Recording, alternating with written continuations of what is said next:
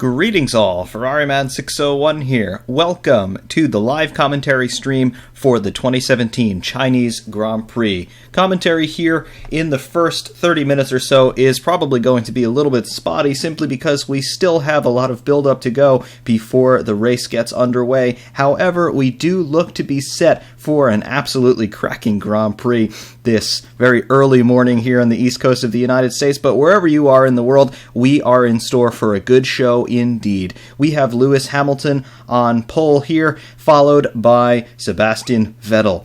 Vettel and Hamilton going wheel to wheel into turn one off of a standing start. This is something that we have waited 10 years to see, and I am very happy to report that it is finally going to happen today here in Shanghai. World feed showing some pictures of Sebastian Vettel just looking up at the monitors there before getting in the car. Of course, Ferrari frantically working away on their cars, as are all of the other teams getting set for the race.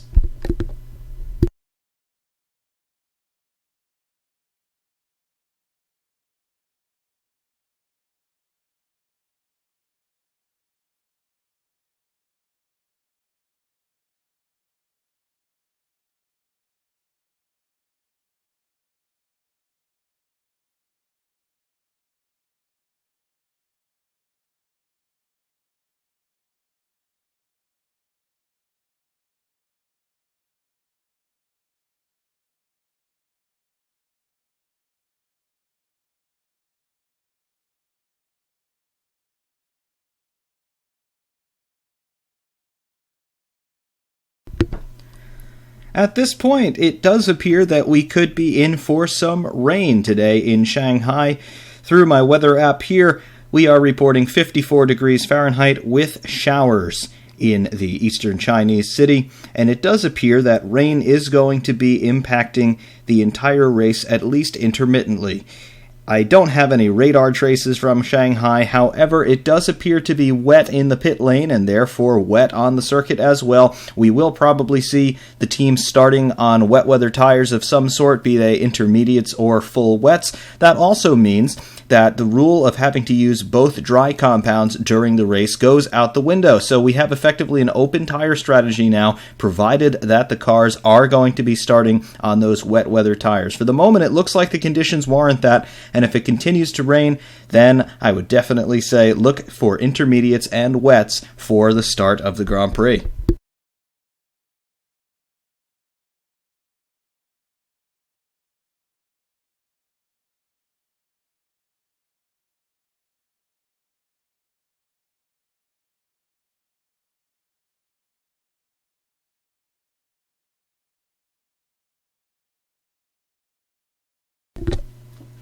Two weeks ago in Australia, the winner, of course, was Sebastian Vettel and Ferrari.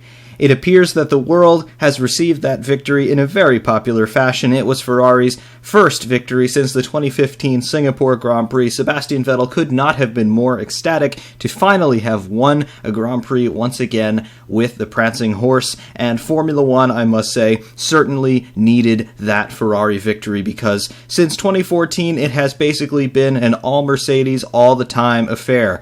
A Mercedes driver led the championship from the start of 2014 through the end of 2016. Finally, we have somebody other than Lewis Hamilton or Nico Rosberg at the top of the points table heading into round two of the championship. And this is something that we have waited a long time to see. And as I've said before in a few podcasts, this season already, although it is only one race old at this point, looks to be an absolute classic. And we absolutely cannot wait to see what happens this afternoon in Shanghai.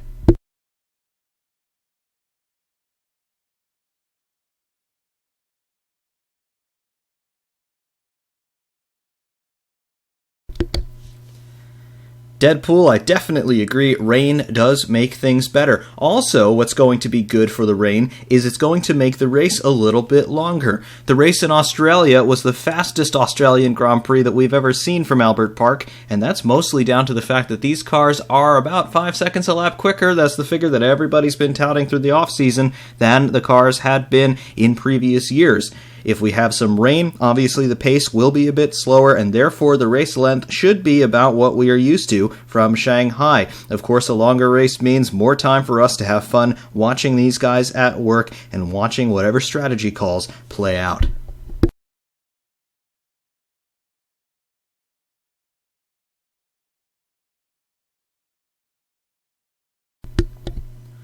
In terms of what the weather's going to do during the race, it's unclear.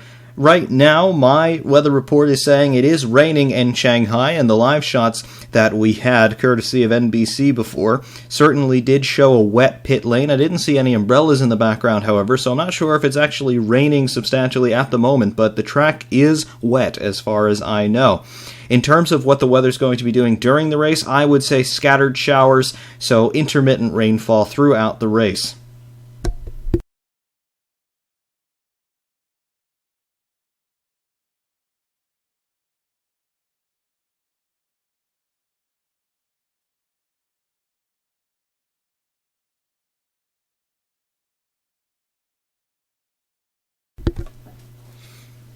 Good night, Devin. Good talking to you.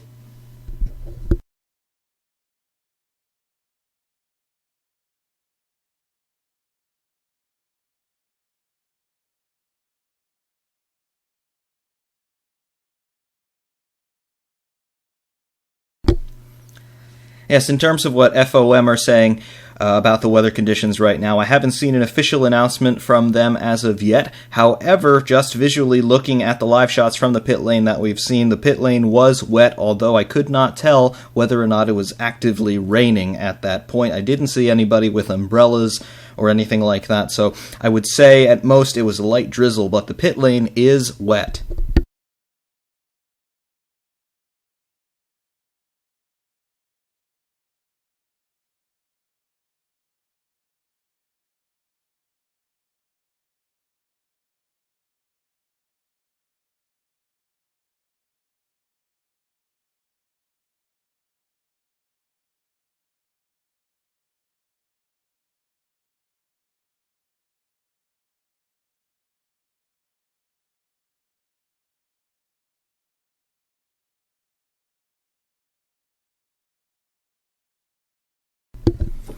Yes, that 2009 Chinese Grand Prix. Of course, we remember it for being the first win for Red Bull Racing. Of course, Toro Rosso took their first win in 2008 in similar conditions, a soggy Monza, and of course that was also Sebastian Vettel bringing home the goods. However, it remains to be seen what the weather is going to be doing for this race, and of course Vettel being on the front row of the grid, he does know how to win in the rain here at Shanghai.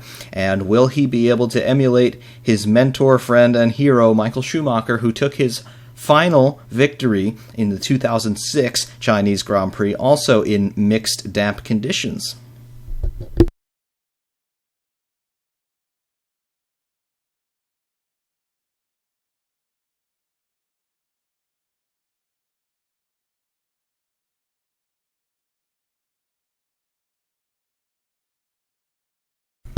Some stats going into the race.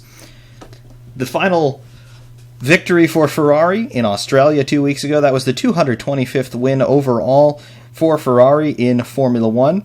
Mercedes have won 64 races going back to 1955, and then of course they had a 50-year hiatus before returning to the sport officially as a manufacturer in 2010. So with all that time in between, for Mercedes to have 64 victories, that's a pretty good record, I must say, especially compared to Ferrari, who have been involved in every season since the start of the championship in 1950.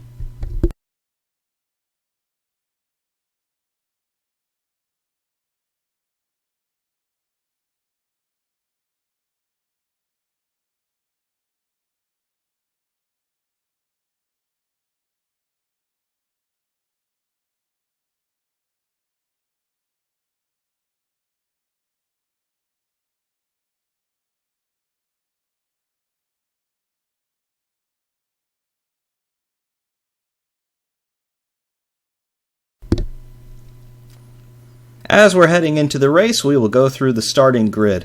On pole position, we have Lewis Hamilton, who set a lap time in the drive course, 1:31.678. On P2, Second spot on the first row, rather. Sebastian Vettel, 131.864, only 0.2 of a second between Hamilton and Vettel across the front row. In P3, we have Valtteri Bottas in the second Mercedes, 131.865, only 1,000th of a second behind Sebastian Vettel. P4, Kimi Räikkönen in the second Ferrari, 132.140. P5 for Daniel Ricciardo for Red Bull, 133.033, almost a full second behind Kimi Räikkönen. P6 for Felipe Massa, 133.507. Massa doing a very good job so far this year, it must be said. That Williams is not a bad car. P7, Nico Hülkenberg in the Renault, 133.580. P8 for Sergio Perez, 133.706. P9, Daniel Kvyat in the Toro Rosso, 133.719. And P10 for Lance Stroll, 134.220. That covers our Q3 finishers. In Q2, we have Carlos Sainz in P11, 134.150. P12 for Kevin Magnussen, 134.164. P13 for Fernando Alonso, a qualifying effort which he described as a divine gift, 134.372. And P14, Marcus Ericsson, 135.046. P15, being eliminated in Q1, although it's not so clear if he would have been eliminated in Q1 had this not happened, but Antonio Giovinazzi, he had a big crash at the end of Q1, coming around the final corner to complete his last lap. He qualifies P15, 134.963. P16 for Stoffel Vandoorne in the second McLaren, 135.023. P17 for Romain Grosjean, 135.223. Grosjean received a penalty and a reprimand for not slowing down enough due to the crash of Antonio Giovinazzi. However, looking at the data trace and looking at the onboard, given that the crash occurred basically right in front of him, I contend that Grosjean did slow sufficiently as a reaction to those double-waved yellows for Giovinazzi's crash. However, the stewards took a dim view on that and decided to penalize the Frenchman. P18 for Jolyon Palmer, 135.279. P19 for Max Verstappen. There was some sort of an electronics problem or an engine problem on that RB13 in Q1, relegated him to the back of the field. P19 eliminated in Q1, and bringing up the rear, P20, Esteban Ocon in the second Force India, 135.496. For your information, the 107% time based off of Q1 is a 139.593. Everybody at least 4 seconds within the 107% time.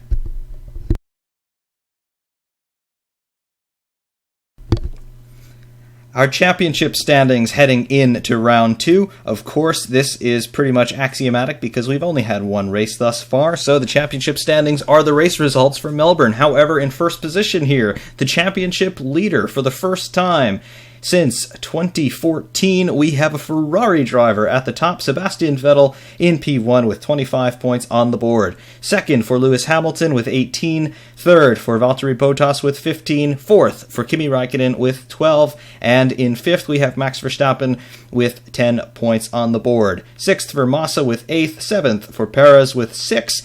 8th for Carlos Sainz with 4, 9 for Daniel Kvyat with 2 points, and in 10th, and the final point on the board for drivers thus far, Esteban Ocon.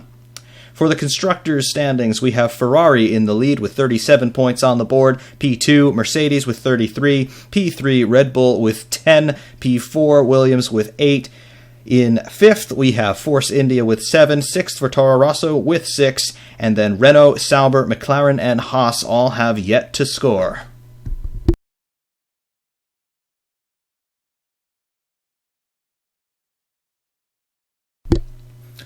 Regarding Jolyon Palmer, I criticized him quite heavily following the Australian Grand Prix, and I feel that my criticism was warranted. He does not have the ability to stand up and say, I made a mistake, this is my fault, I take responsibility for my actions, I messed up, and I will do better next time. He always blames the car, or he blames the track conditions, or basically he finds some sort of excuse to say, this wasn't my fault, if the sun wasn't shining so brightly, I would have won the race, or something ridiculous like that. It's never good when a driver is criticizing the team, and I'll say this again, Alain Prost has taken on some sort of a role with Renault this year, and Alain Prost was sacked by Ferrari in 1992 for basically doing just that, criticizing the team and criticizing the car, and that's why Prost took his sabbatical for 1992.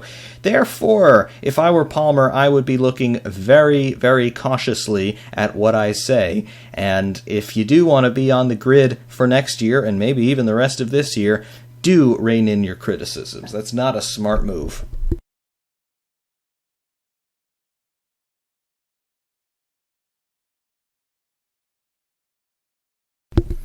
I definitely agree that Giovinazzi has a lot of potential. We really haven't seen him so much, obviously, because he was drafted in for Australia at the last second, and he's basically been drafted in again for China, although he did have some more warning this time.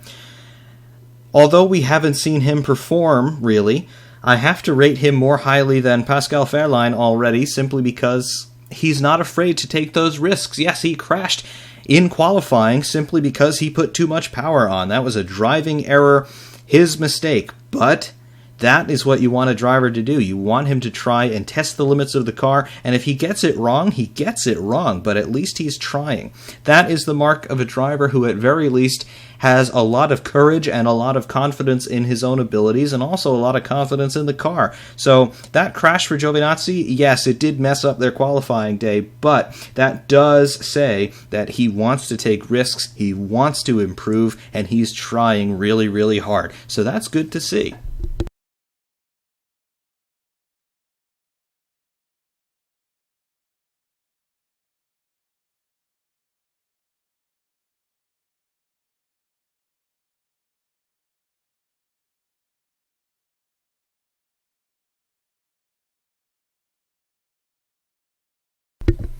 Yes, that silly season shakeup with Renault was rather strange. I don't think there was anything wrong with Kevin Magnussen, to be honest. That Renault last year was not the car to showcase anybody's driving talent, let alone Magnussen or any other driver like that. That car was essentially designed to be the Lotus, and they were trying to run a Mercedes engine in that car from the beginning, and they had to shoehorn the Renault into it. A very similar situation as we had with Brawn in 2009, which was, of course, originally designed to be the Honda, and then Honda pulled out. So Ross Brawn, bought what was left of the team, finished the cars, and then had to find an engine, and the only engine he could find was a Mercedes, not at all designed for the car, had to shoehorn it in, and somehow it was able to work, and it worked really, really well, but that was obviously a one-off, and a Formula One car, it is a purpose-built object, and if something has to be changed to the fundamental design at a late stage, I don't care how talented an engineer you are, there are going to be some corners cut, and unfortunately that seems to be what happened with Renault in 2016. However, for 2017, they are properly a works team once again. The car has been designed around the engine, and the engine designed around the car. Therefore, everything does look to be coming good for Renault. Palmer certainly is the weakest part of that entire team right now, I must say.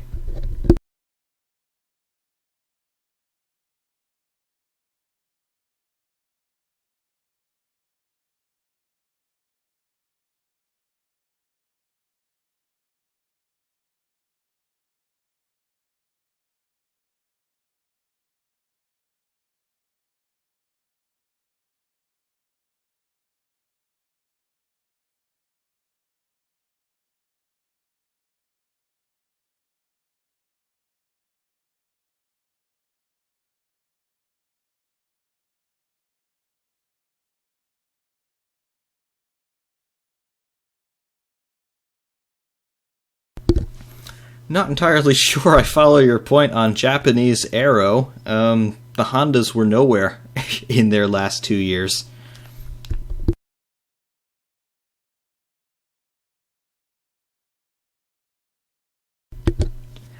And if Maldonado ever comes anywhere near Formula One again, I will stop watching.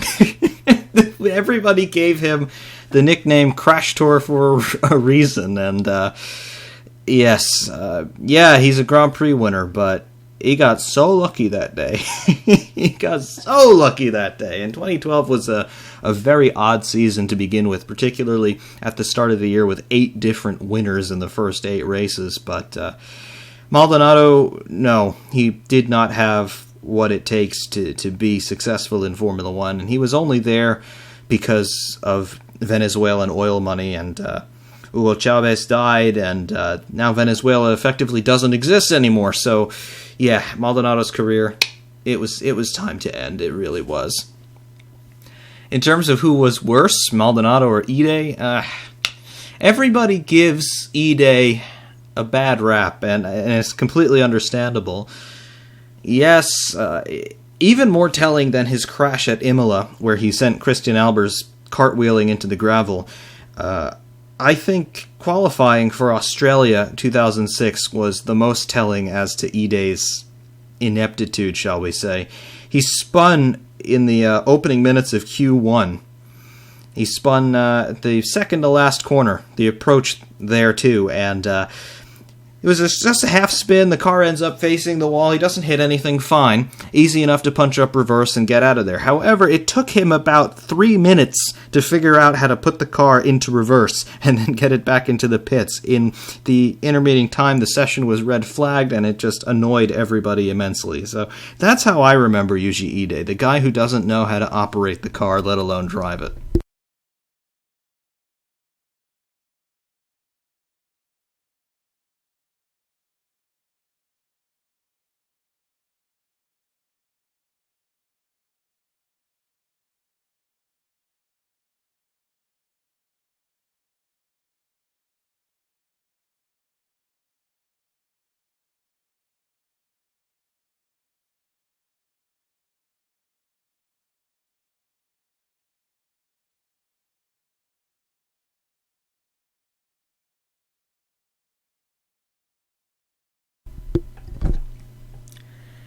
Yes, I definitely agree with your assessment of Pastor Maldonado. However, I can't name another driver who at one time received a lifetime ban from entering the Principality of Monaco for being dangerous and aggressive. So, yes, he certainly deserves his reputation. And yes, I do understand Ide was there because Aguri Suzuki wanted an all-Japanese lineup for his all-Japanese team, and it made perfect sense. The problem was there was basically nobody better coming out of Japan. Takuma Sato was actually very quick on his day, and he came within a lap of winning the Indy 500 a couple of years ago, up against Dario Franchitti, I believe, but that ended in tears, very predictably. It's Takuma Sato, although it would have been very cool if he could have won it. But yes, obviously the political point of wanting an all-Japanese lineup, that made sense. Had Kazuki Nakajima been ready for 2006, maybe that would have been a better idea, but we got Yuji Ide.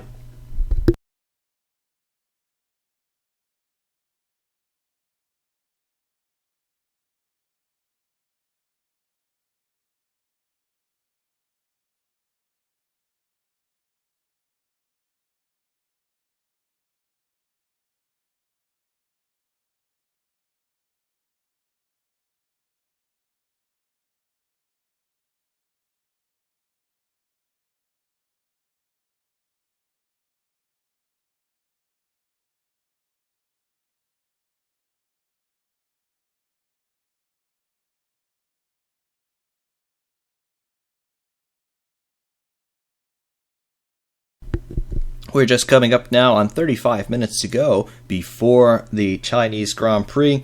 Of course, we're still waiting for some more live shots from the world feed to have a look at the weather conditions. I am under the impression that the track is wet, although it may not necessarily be raining at this time.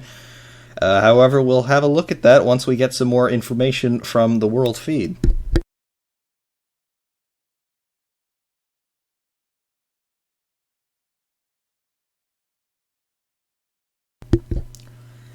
And yes, being Alonso in Spain 2012, having taken pole position for that race, if I remember correctly, being beaten by Maldonado. That must have been absolutely humiliating, although Alonso did put that right in Valencia, winning what was then the European Grand Prix. And in terms of my rig, no, I don't have a cockpit rig. I don't have the kind of space for that. I've just got my now Thrustmaster wheel. I ran a Logitech G27 for a bunch of years, but I bit the bullet and went for Thrustmaster now, and I'm liking it a lot, but that's the extent of the frills with my setup. It's just a normal desk with a desktop computer, and I bolt the wheel to the desk using the clamp system that Thrustmaster provide. Nothing's hard mounted or anything like that.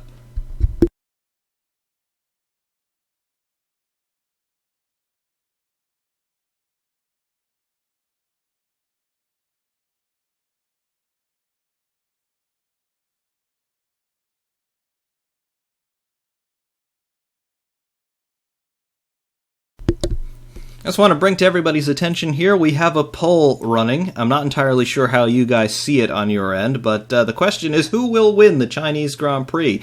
So, if you are interested, log your answers in there. Your guess is as good as mine.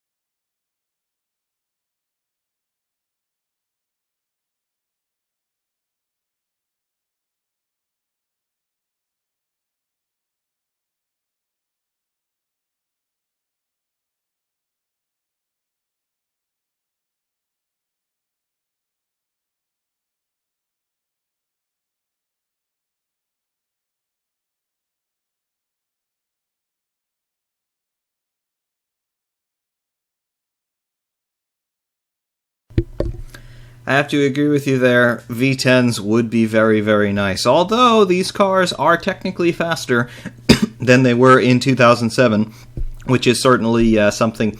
2004, I don't know why I keep saying 2007, but 2004 obviously was the fastest year for Formula 1 to date, and these cars are technically going faster, albeit in qualifying.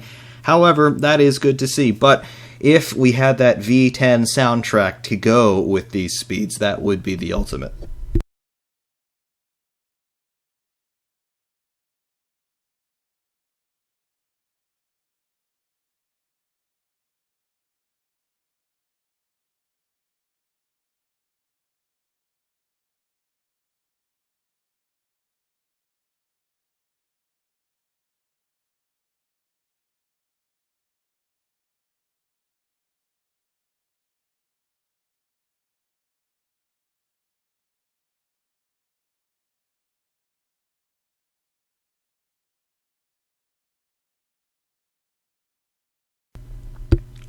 Yes, it is 1:30 a.m. here on the East Coast of the United States, and I've been awake since about 6 a.m. So it's been a long day, and obviously we're going to be here for the entire duration of the Grand Prix and a little bit of post-race as well. So buckle up, sit tight. I'm probably going to make another cup of coffee. And we're going to have some fun here. If I'm still coherent by the end of the race, I'll consider that a victory. Thoughts on Sauber marrying up with Honda for 2018? I hope not. I really hope not. I don't understand what Honda are doing by saying that they want to supply more teams, because they obviously can't supply one team adequately right now, let alone trying to expand their operation. Maybe they're thinking of it in terms of, if we have 4 engines on track versus 2, we get twice as much data and we'll be able to develop things more quickly. But if you don't have a good product to begin with, why would you then advertise it? And why would a team want to use that product, considering that the Honda engine is down at least 100 horsepower, maybe more, probably more, from the rest of the field? The MGU system isn't working very well. The reliability obviously isn't there. The packaging isn't the best. They're having overheating problems. They're having vibration problems. Everything is just all out of sorts for Honda. And they admit that they grossly underestimated the amount of work that it was going to require to make this thing ready for 2017, and I think they grossly underestimated the amount of work required to develop a Formula One engine in the first place, which is really surprising from a company like Honda because they had been involved in Formula One before, going all the way back to the 1960s. Most people don't know this, but there were Honda-powered Formula One cars in the 1960s, so they have 50 plus years of experience dealing with this sport and the way that the development race works, and they just continue to get it wrong time and time again. I can't understand it. I don't think anybody really understands it, other than Honda seem to have this idea that their ways of doing things are the best, and they won't change them. They've talked in the past about not wanting to poach engineers from other companies or other teams to help them develop their engines. And you can argue whether or not that's an ethically informed decision, but Formula One is not a case study in ethics, as we all know. Formula One is a case study in warfare, basically. And if you want an advantage, you've got to find the people who know those advantages. And Honda don't want to do that, and therefore they are languishing at the back of the field with one of the proudest names in the sport's history, McLaren International. I don't want to turn this into a McLaren hate fest. One of them, driven by Alonso, it seems to be, coming to the end of the pit lane waiting to do a practice start. We will see if it makes it around the reconnaissance lap. However, Honda and McLaren, it is an absolute crisis, and I see no end in sight.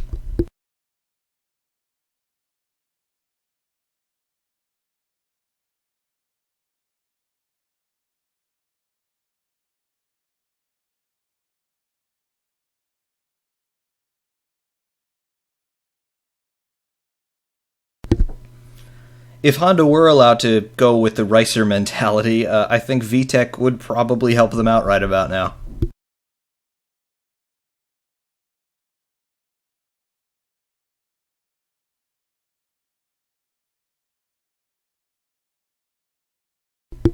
We have a few cars doing reconnaissance laps right now. It does appear that they have the intermediates fitted.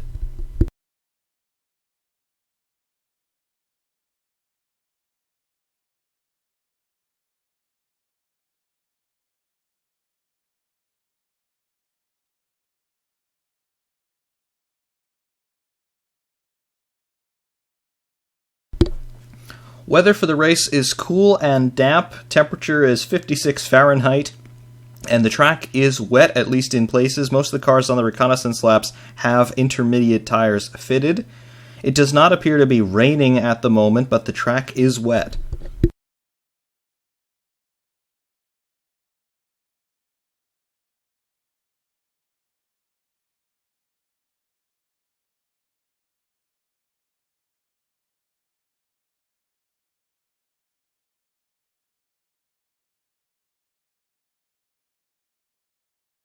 World feed showing Max Verstappen on board here as he does a practice start at the end of the pit lane. He's in second gear.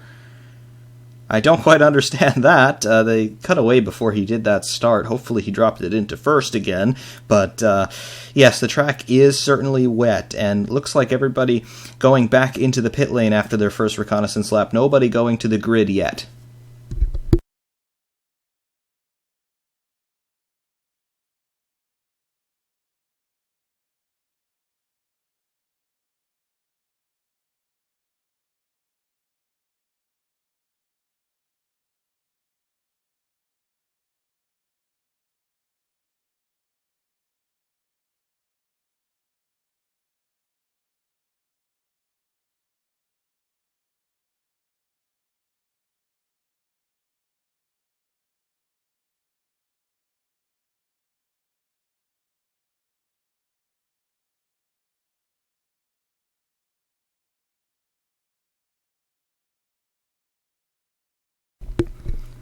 Hamilton radio saying it is not raining yet and that it is dry in a lot of places. However, on his last reconnaissance lap, he went off on the penultimate corner at the end of the long straight, so I don't think anybody is going to risk starting on dry compound tires, and they wouldn't want to anyway because then they'd have to comply with the 2 compound rule, provided that the race stayed dry enough for those dry tires all the way through. Stoffel Van Dorn looks to be the first car getting gridded up in P15, his qualifying time 1:35.023. And Felipe Massa now coming down the pit lane, going very slowly, it must be said, probably waiting for a couple cars in front who are doing practice starts. Indeed, he is. He's also on those intermediate tires.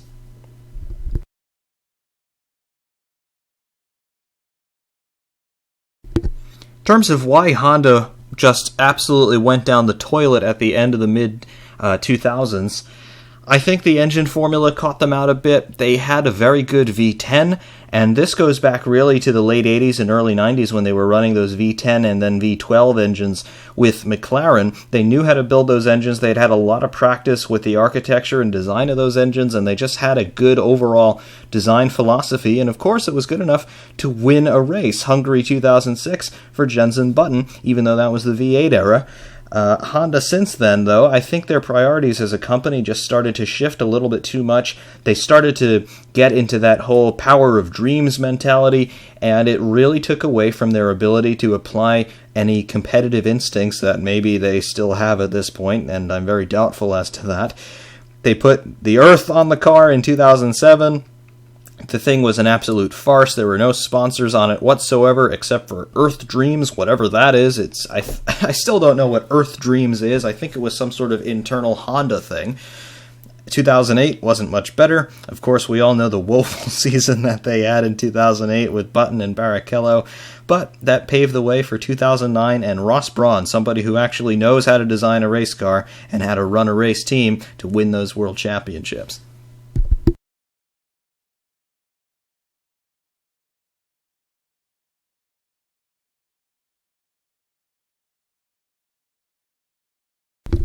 Formula One Championship Edition, yes. In my game, I haven't played it in a while, but I'm also in Year 2 and also driving for Ferrari. And just for nostalgia, I only play CE with a gamepad on the PS3, so yeah, it's a pretty easy game to play.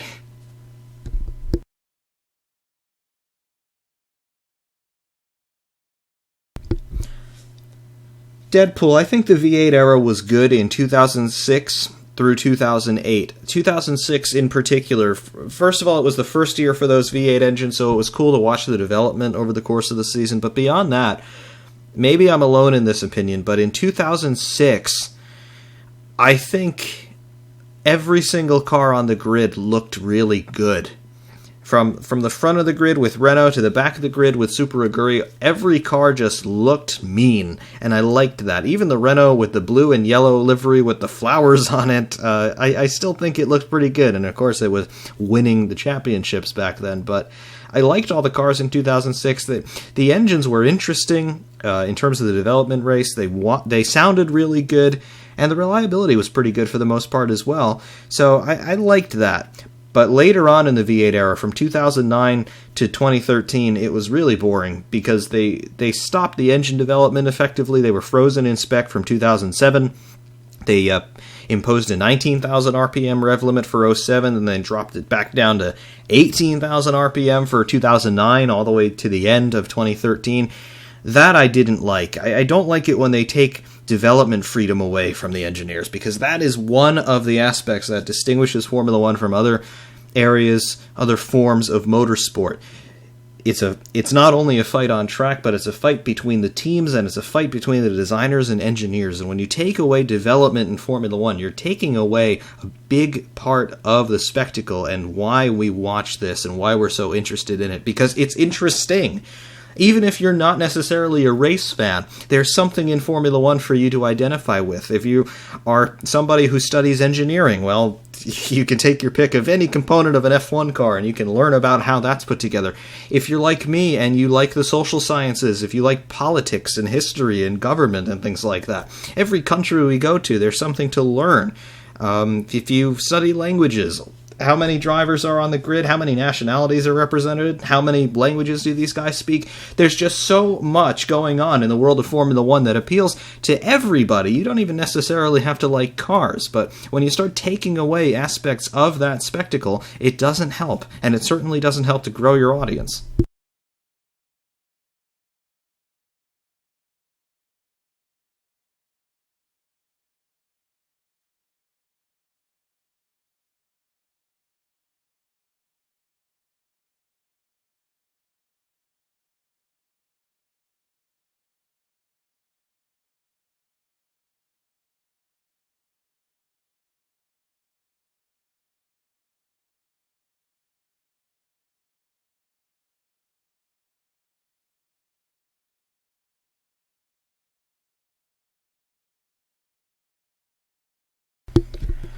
Yes, I too have a lot of nostalgia when I look back to 2004 and 2005. My first full season watching Formula One was 2005. I just sporadically caught a couple of races toward the end of 2004, but '05 was really my first season, and particularly Monaco 2005 was when I think I really became a Formula One fan. Kimi Räikkönen, the MP420, Monaco, the combination was just perfect, and I've been absolutely hooked ever since.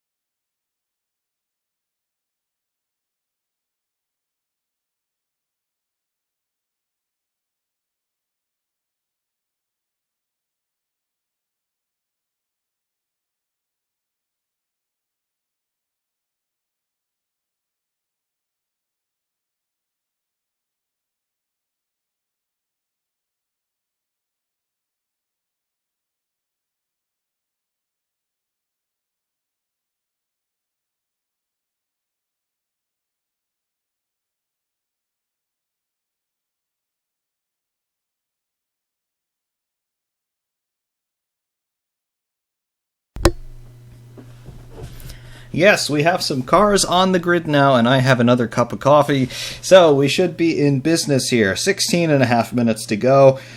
NBC having an on-the-grid interview with Eric Bouillet. It came in late on that, so I have no idea what Bouillet said. However, I bet he was saying something wonderful about Honda and how great the engine is and how they're working really, really hard, etc., etc., etc.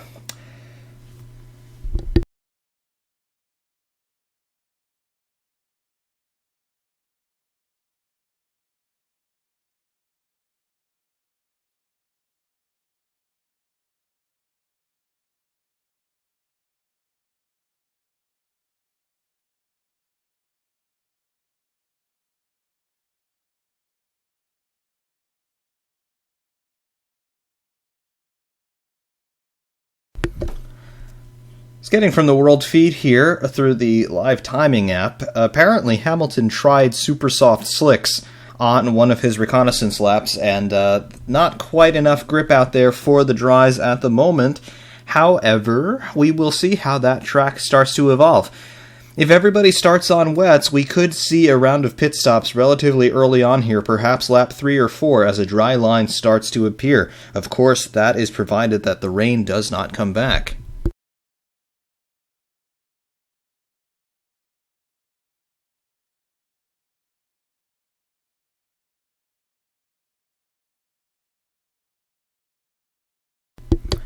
Now, the title sponsor for this race has absolutely no effect on my psyche.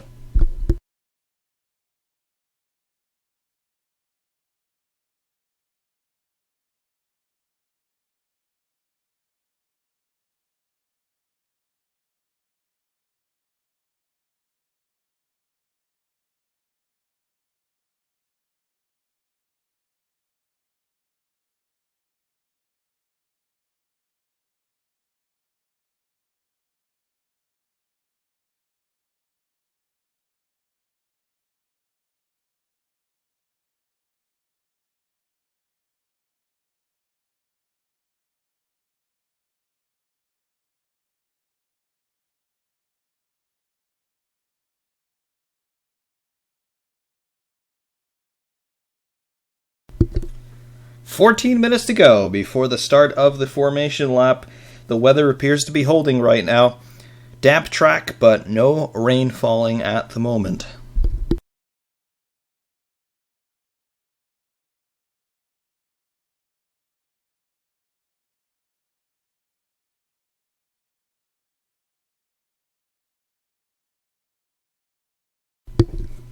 The amount of times over the years that I have heard Ferrari talked about as Scuderia Ferrari Marlboro, no, it did not make me start smoking. So I don't understand all of that stuff about we can't have tobacco sponsorship.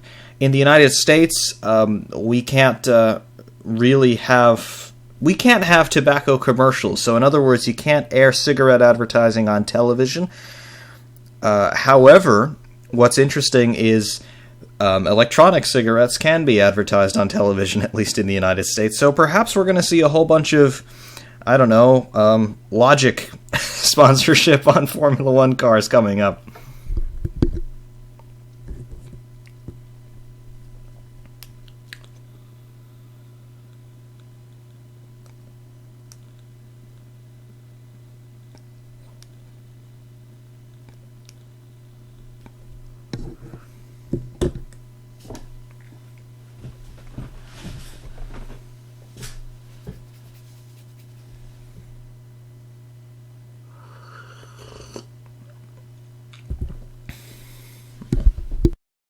The cigarette sponsorship was very good in Formula One, truly.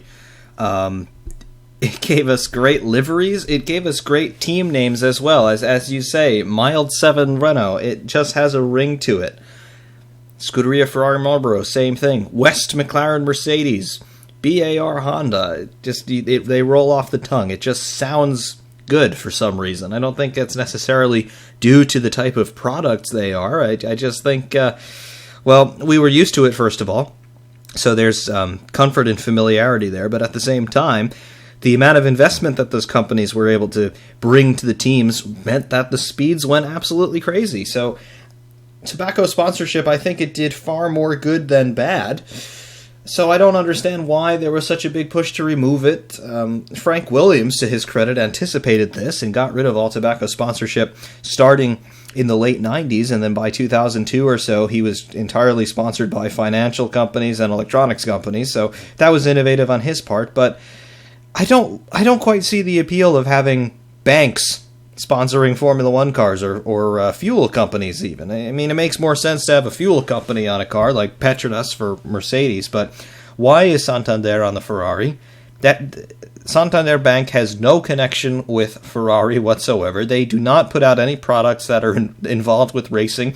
The only automotive products they probably put out are car loans. So I don't see the connection. I don't see the appeal, but it is what we've got.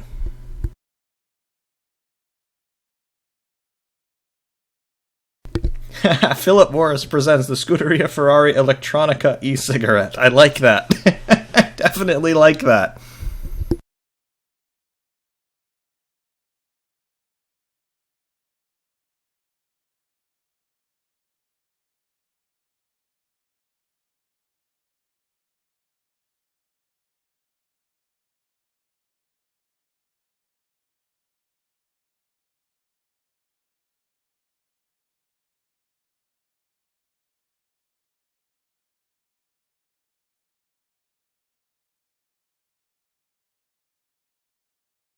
On that sarcastic point about a Ferrari e-cigarette, Ferrari actually put out an Acer laptop with an AMD chip in it. It wasn't a laptop, it was a netbook. They were popular for a couple of years, going back almost 10 years ago now. Just these mini laptops that don't have CD drives or anything, so they're very thin. They were basically the precursors to iPads, but Ferrari put out a Ferrari-branded Acer netbook.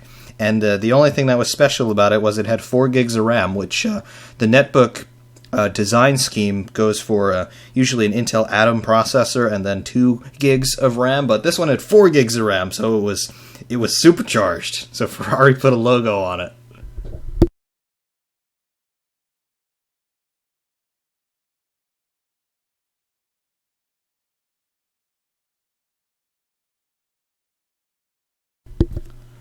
I don't remember if Sauber ever had a cigarette sponsor, to be honest. Maybe they did in the 90s.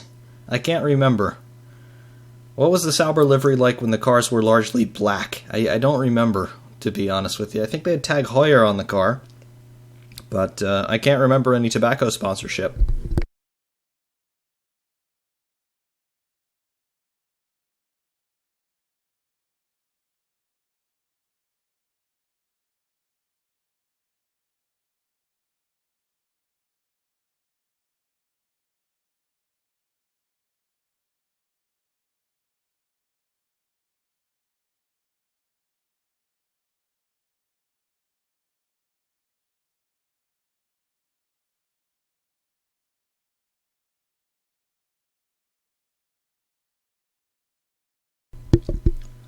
Oh, a team that's sponsored by CNN.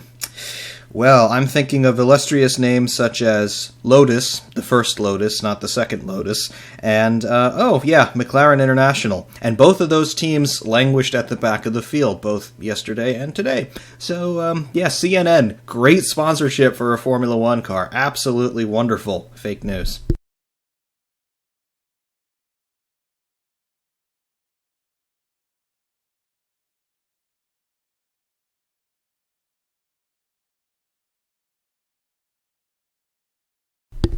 The Sauber livery was essentially born out of necessity.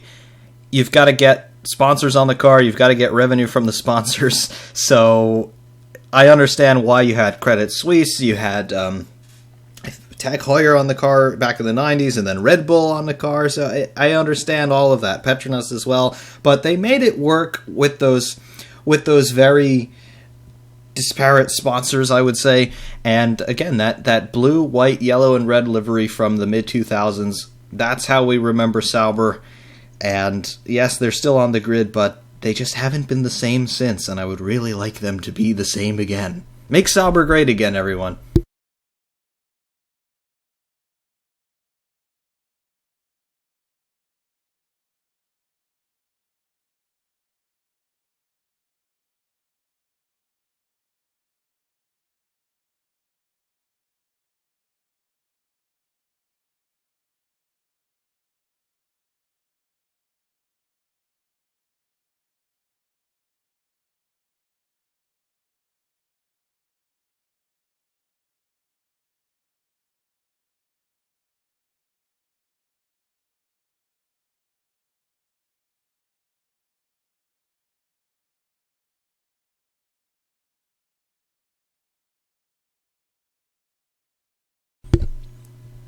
And welcome back, Devin. I see sleep has eluded you. Very, very good.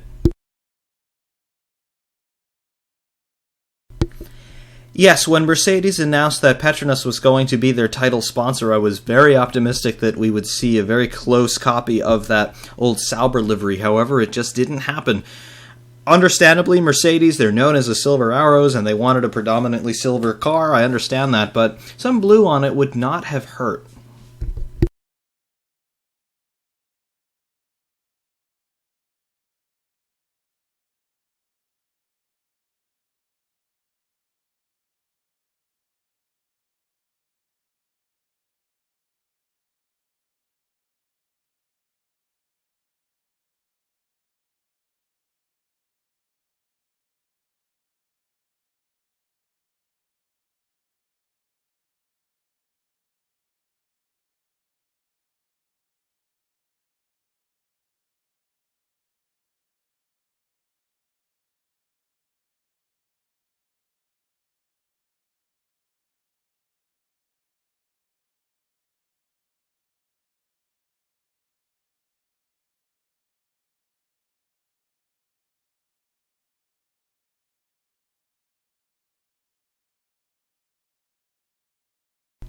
I think the first couple laps of this race are actually going to be quite interesting. We're going to have a wet start, but then it remains to be seen who blinks first for dry tires. If the rain does not return, this track's going to dry out pretty quickly when you've got 20 cars at speed circulating around. So I would say if the conditions remain as they are and the track starts to dry out, within the first 5 laps, we could see a whole flurry of pit activity as drivers start to try out those dry weather tires.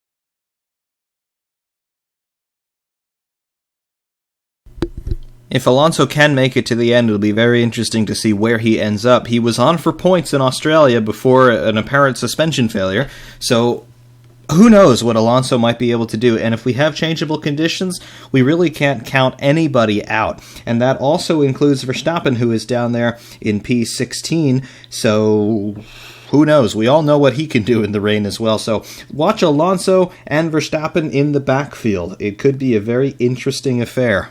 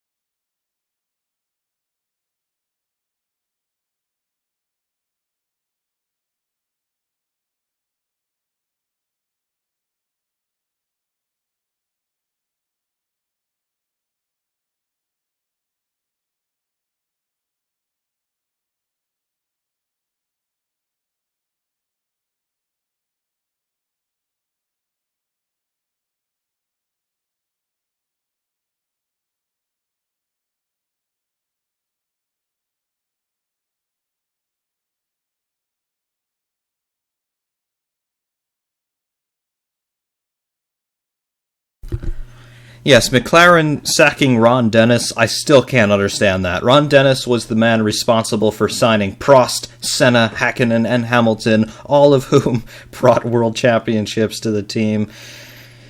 For them to get rid of Ron Dennis would be like Ferrari deciding to change their name. It's that big a deal, and I cannot wrap my head around it.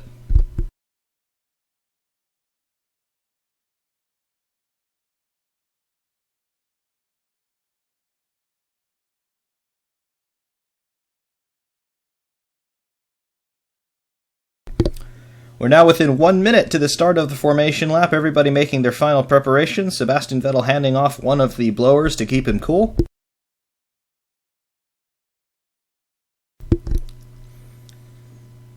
And we'll be coming down to the 30-second mark, all the mechanics starting to vacate the grid per the regulations. Everybody's got to be behind the white lines on the edge of the track, otherwise that driver will incur a penalty.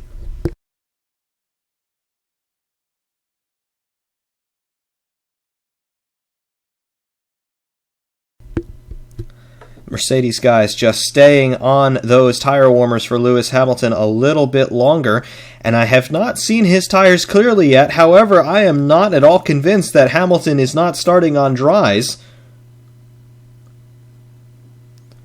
Tire blankets are off the cars. I'm trying to have a look at the tire compounds here.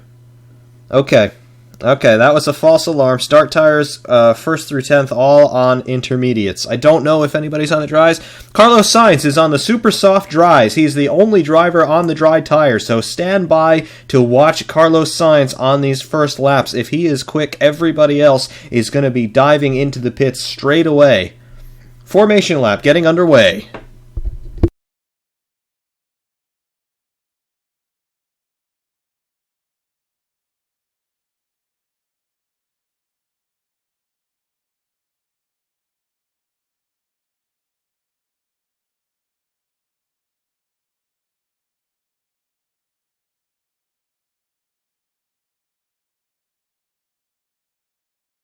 Field working their way through turns 1, 2, and 3 already on the infield stretch here.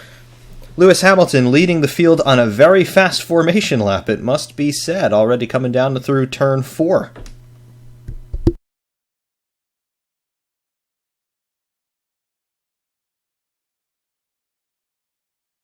I'd venture to say this formation lap is about as fast as the average 2016 race lap.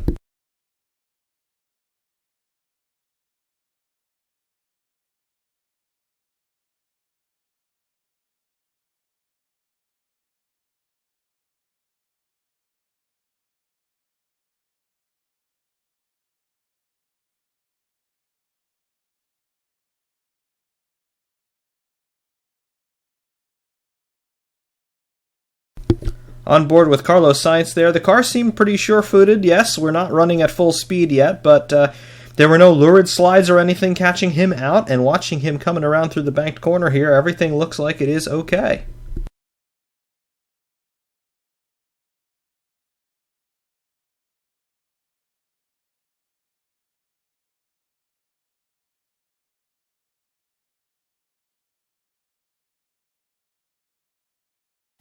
Sebastian Vettel telling Ferrari that it has dried up a lot.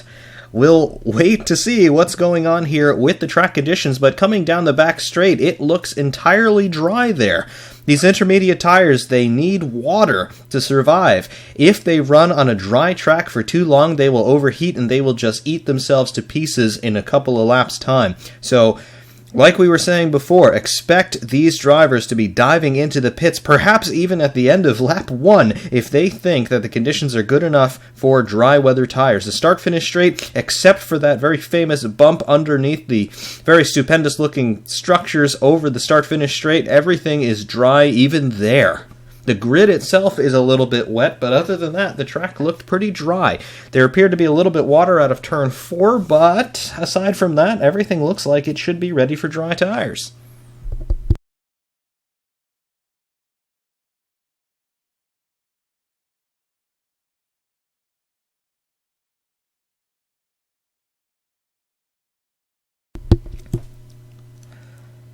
First few rows of the grid are up.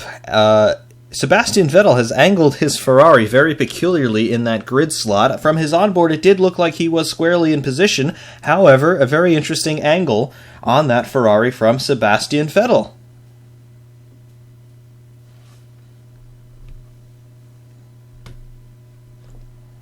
The cars are all gridded up. The lights are coming up. 3 lights, 4 lights, 5. Pause. And it's go! Off the start of the grid, Hamilton with a great start. Vettel a little bit slow away. Can Bottas challenge him into turn 1? The spray kicks up. Vettel and Bottas side by side into turn 1. Who will get it? Vettel's on the inside, and Vettel edges out Bottas into turn 2. Hamilton with a clear lead already. Watching through the backfield, it appears everybody's behaving. I don't see any contact through the backfield thus far.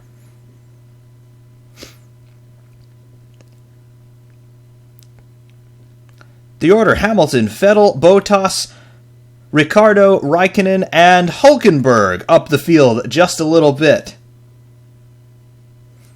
Hamilton and Vettel already pulling away from Bottas. They appear to be in a class of their own. Raikkonen and Ricciardo are battling it out through the high-speed corners here. Raikkonen being cautious, allowing Ricciardo to take a little bit of a gap at the moment. Perhaps Ferrari are thinking that they could wait a little bit longer on tires like they did in Australia. Max Verstappen also on the move. He has overtaken what looks to be Stoffel van Dorn heading in to the back straight, and there is contact in the back of the field. Lance Stroll has been punted off into the gravel. I can't see any obvious damage on the car, but it does appear that he is beached. Stroll beached in the gravel off of the infield straight.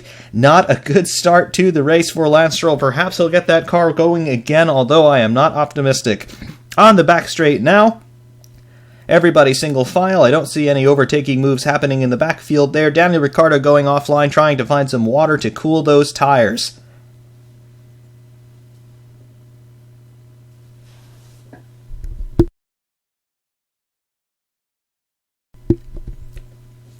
We have a virtual safety car deployed. I do believe that is for Lance Stroll's incident. Coming to the end here of lap 1, Hamilton in the lead, Vettel 1.3 behind, followed by Bottas, Ricciardo, Raikkonen, Kvyat, Verstappen, Alonso, Massa, Perez, Hülkenberg, Magnussen, Ericsson, Ocon, Grosjean, Van Dorn, and Giovinazzi. Sebastian Vettel is under investigation for not being correctly positioned on the grid. We'll wait to see. I mentioned that he had a very peculiar angle to his car on the grid. He's officially under investigation for it as Lance Stroll officially climbs out of the Williams. His day is done.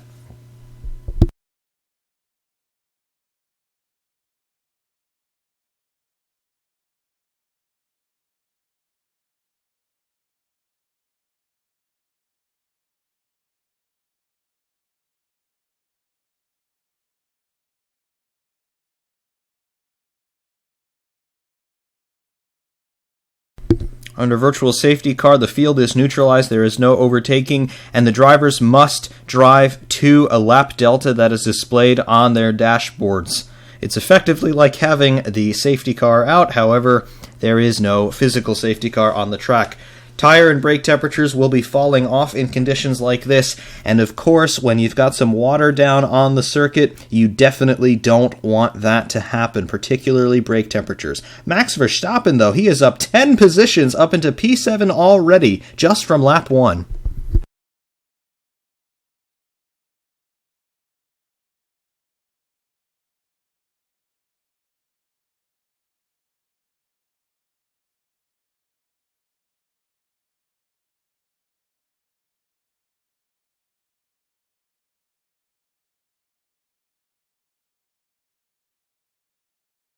World Feed giving us a replay of what happened with Lance Stroll. He was hit by a Force India, Lance Stroll. I believe it was Ocon. Lots of damage to the left rear of Stroll's car, and of course it punted him into the gravel anyway, so his day was done. It is indeed Esteban Ocon who hit Lance Stroll. On board with Ocon here. I beg your pardon, it is Sergio Perez, and yes, that was a very big incident indeed. Stroll, of course, the worse for wear. There does not appear to be any damage on Perez's car, however. Vettel in the pits. Everybody in the pits here. Not getting any good shots of tires yet. They are going off of the inters, and they are all going onto dries, a mix of compounds here. However, it appears that everybody is trying for these dry tires on the virtual safety car. Nico Hülkenberg. It is Palmer off at turn 1 on the super soft tires.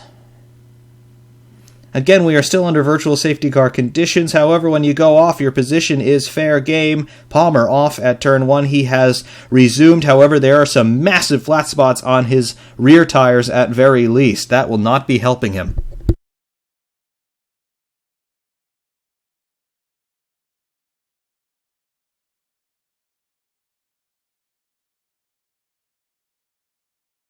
Virtual safety car period is going to be stubbed down in just a moment.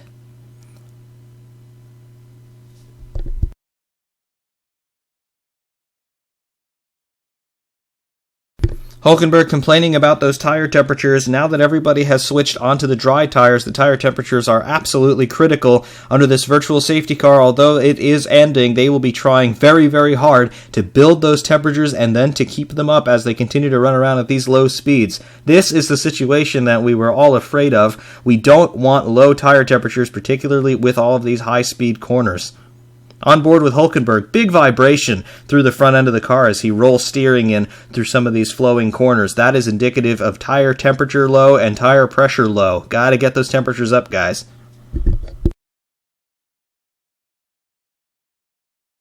Virtual safety car has been stubbed down. The race is resuming.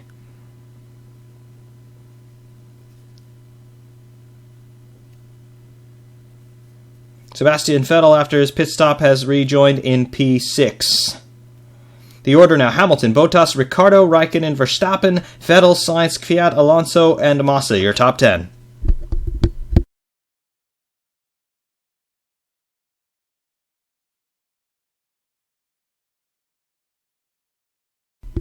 The front-runners have not pitted. I repeat, the front-runners have not pitted. They are continuing to run on the intermediate tires. I do fear that that is not the right decision.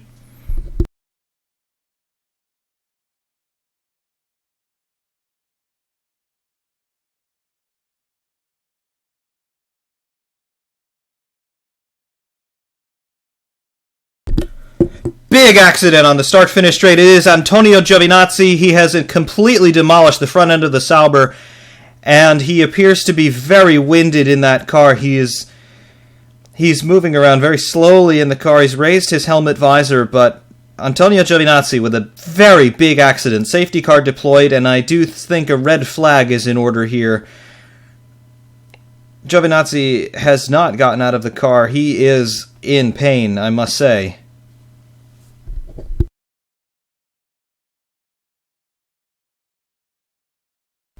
The entire front end of the Sauber has been completely ripped off. Giovinazzi removing the steering wheel and climbing out of the car under his own power. That is good to see. That looked to be a very heavy shunt. The entire front end of the car is gone. The right front suspension ripped off as well. Giovinazzi climbing over the pit wall into the pit lane. Very, very good to see.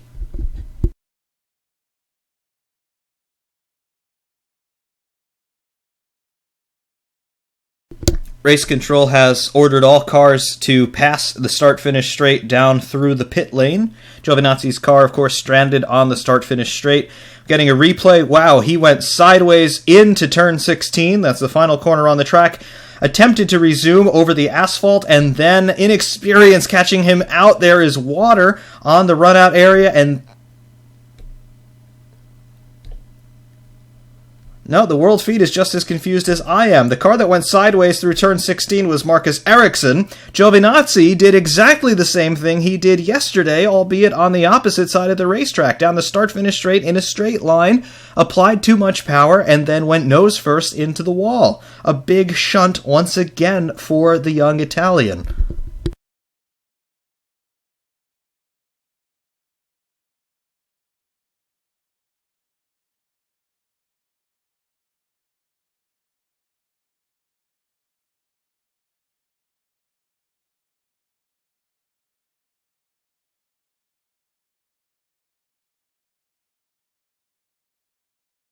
Cars are circulating into the pit lane to bypass the start-finish straight. Will anybody actually make a pit stop, however?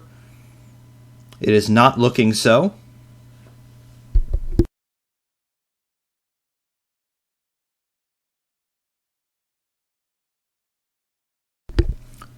Marshals are on the circuit recovering the Sauber of Giovinazzi. There is a tractor on the start-finish straight as well. Good move to bring the field through the pit lane.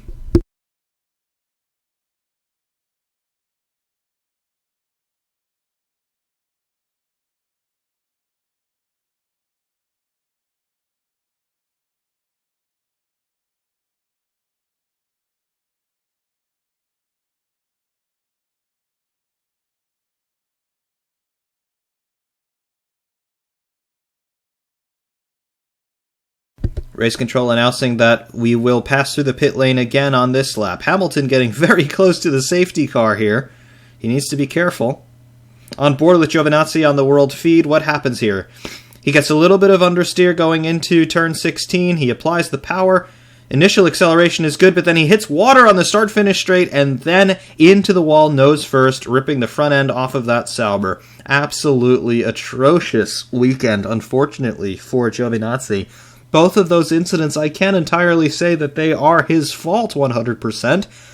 He's still learning this car, and he hits standing water on the start-finish straight. And remember, your sight lines in these Formula One cars are such that you can't see what is directly in front of you. It's entirely possible that he never saw that standing water.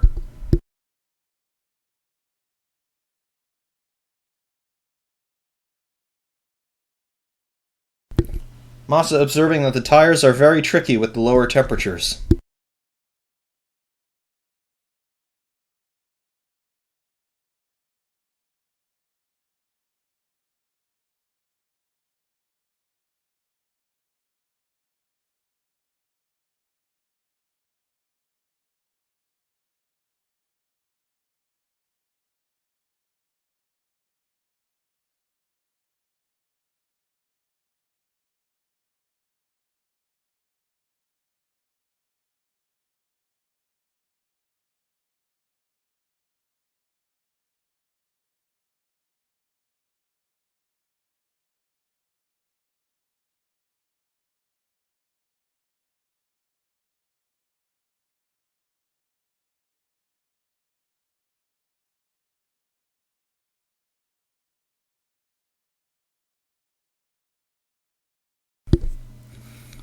At this point, working lap 6 of 56, the safety car still deployed. Our order: Hamilton, Ricciardo, Raikkonen, Verstappen, Bottas, Vettel, Alonso up to P7, Sainz, Kvyat, Massa, Perez, Magnussen, Ocon, Palmer, Van Dorn, Hulkenberg, Ericsson, Grosjean. Out of the race are Giovinazzi and Lance Stroll.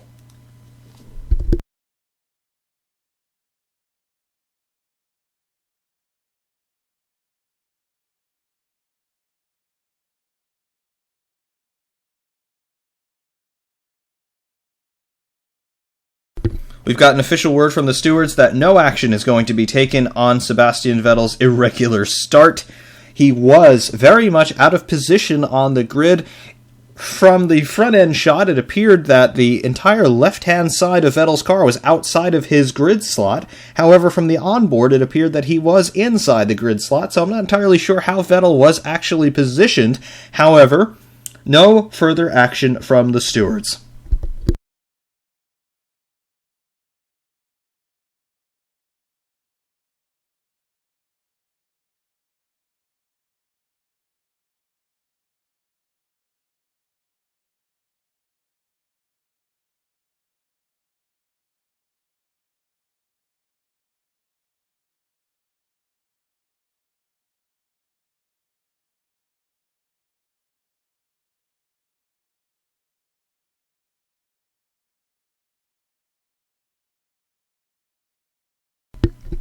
The incident between Perez and Stroll is officially under investigation. We will see if any penalties will be forthcoming.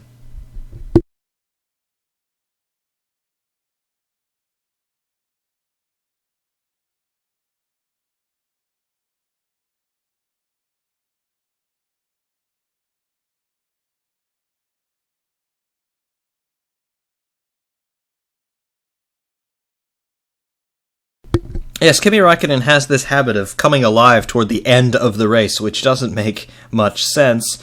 But it's nothing new from Räikkönen. He did that all the way through 2008, his reigning champion year, and he would set fastest lap in a lot of races, but he was nowhere in qualifying and nowhere at the start of the race. So I don't quite understand what his attitude is, but Räikkönen, he is in a race-winning car, and he could certainly be challenging for wins this year. We will see if it happens.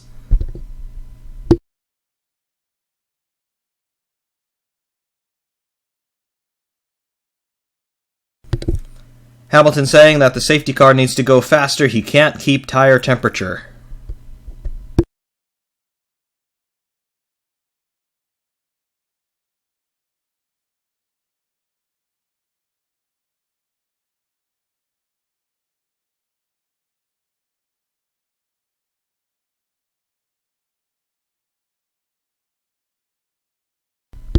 Lights are out on the safety car. Safety car is coming in this lap, and we will be back to racing on lap 8 of 56.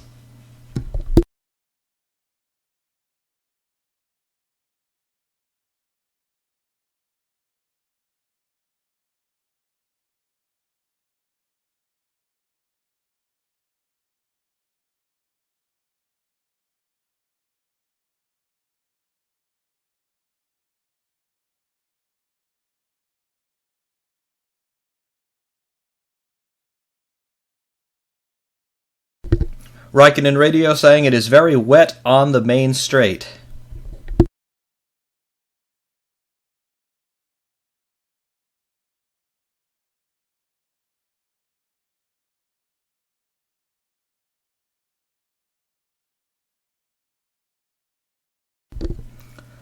Bottas off on the back straight. He has spun big time. He is down to P12 at the moment.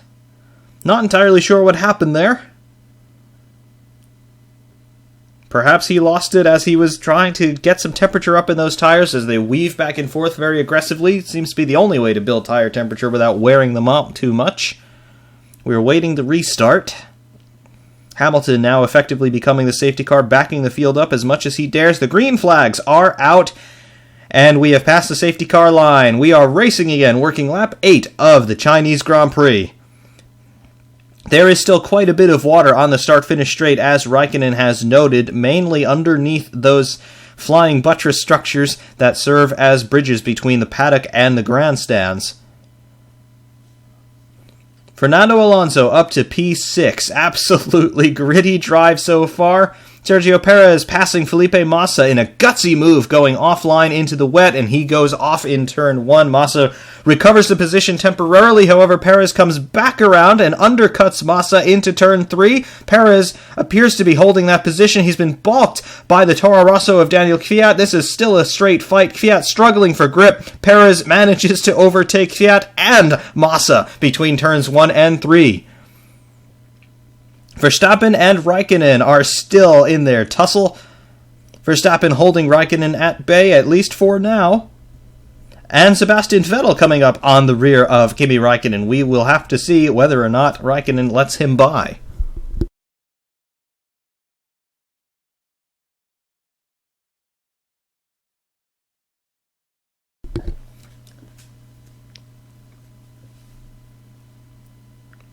Raikkonen on the radio saying something is wrong with his engine. He had 0 torque. Not entirely sure what that means. Raikkonen appears to be up to speed just fine now.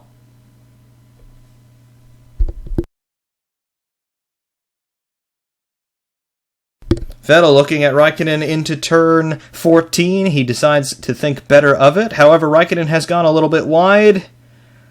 Vettel slots in behind his teammate.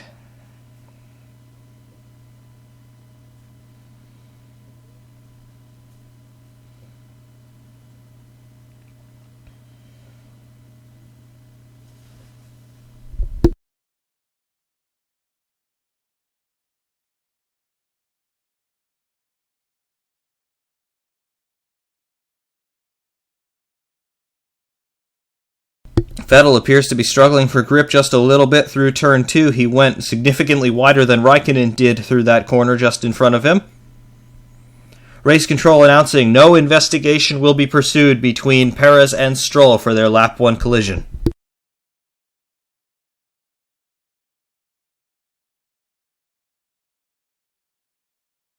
Carlos Sainz, fastest lap, 1:48.747 on those super soft tires.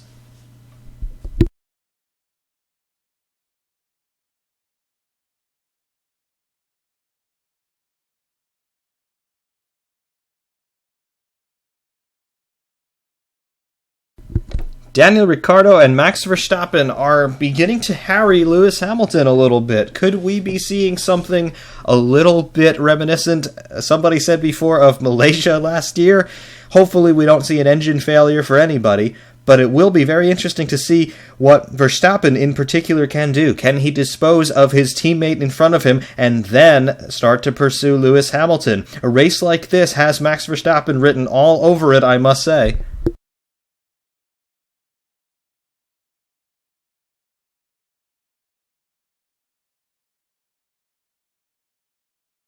We have DRS enabled. On the next lap, we will get DRS on the back straight, and then on the start-finish straight, we will see if Hamilton is able to maintain his gap. Right now, he is within DRS range of Ricciardo, so Hamilton is going to have to work a little bit harder if he wants to remain safe from attack from behind. However, Verstappen is well within the DRS range of Ricciardo in front of him. Therefore, I do expect an overtake to be happening. Valtteri Bottas is in P11. We're still not entirely sure what happened to him. I do reckon that he probably spun on the warm-up coming out of the safety car period, therefore relegating him down to P11 behind Daniel Kvyat.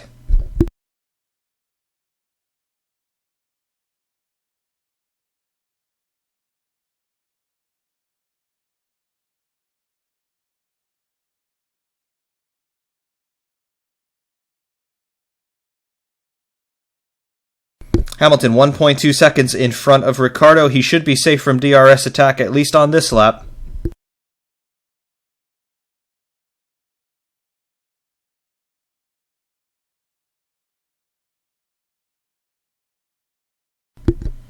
Down the back straight with the DRS open. Can Verstappen do anything about Ricciardo?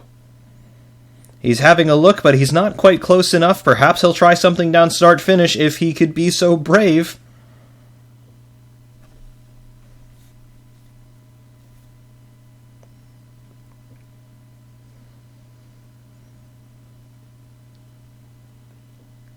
Verstappen DRS open down start finish. He's closer to Ricciardo than he was coming down the back straight. However, will he try a move? No, he thinks better of it. It is too wet offline into turn 1 for any overtaking antics, even if your name is Max Verstappen.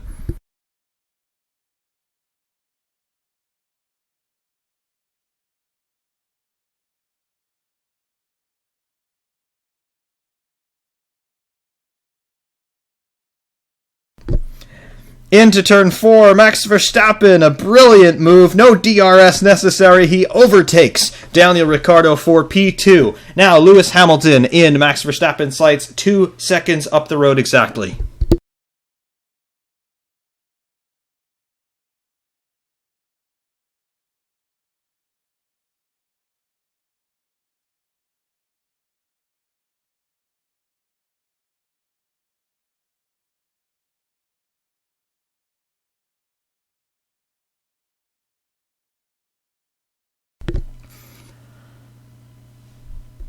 I think Verstappen may already be outside of DRS range of Ricciardo after only a handful of corners. We'll have to see. Does Ricciardo get to open his flap down the back straight? Yes, he does. However, I do not think he is close enough to attempt a maneuver.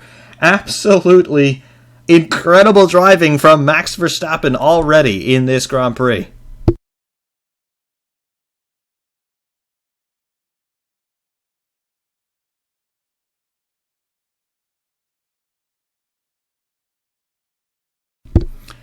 Yes, the interminable commercial breaks. That is not the time we needed a commercial break.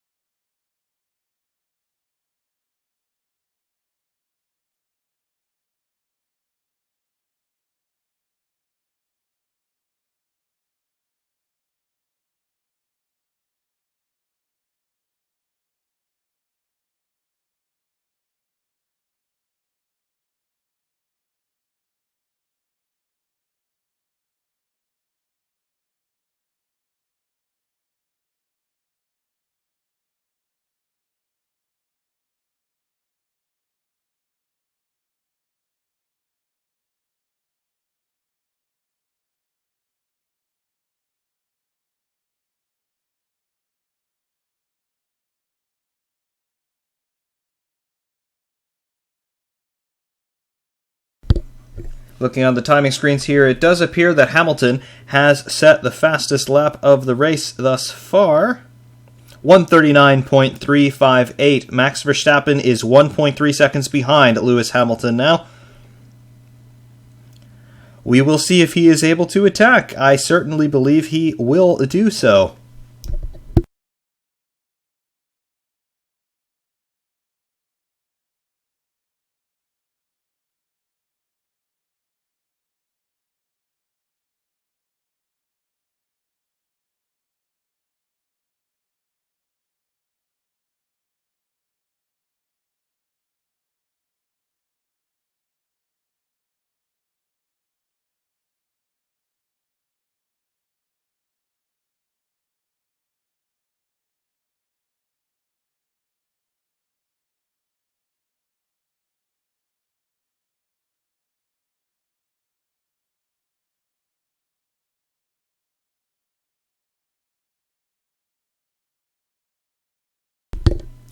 Hulkenberg and Grosjean under investigation, supposedly overtaking behind the virtual safety car from earlier on. We will see if anything becomes of that investigation.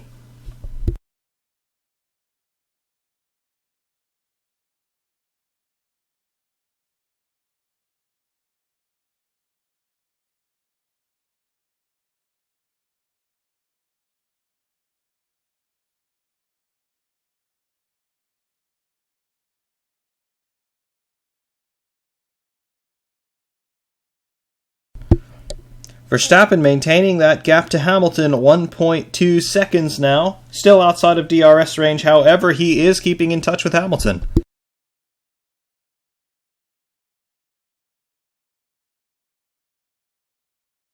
There was some sort of radio transmission from Hamilton to Mercedes. I could not quite make it out. If anybody heard it, do let us know what Hamilton said.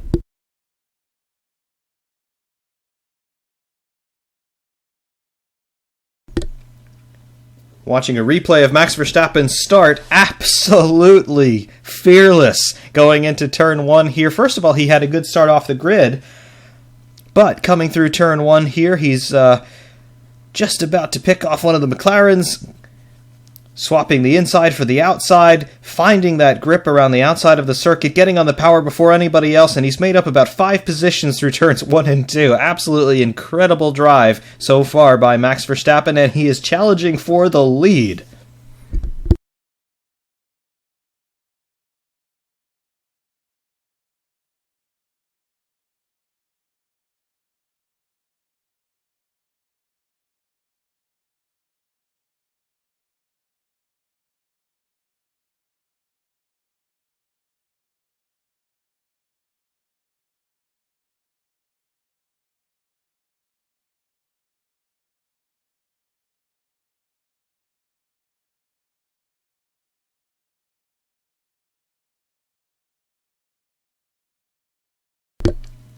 It appears that if Verstappen is going to bring a challenge to Lewis Hamilton, he is not going to be able to do it through Sector 3. That Renault power unit is still a bit down in performance relative to the Mercedes.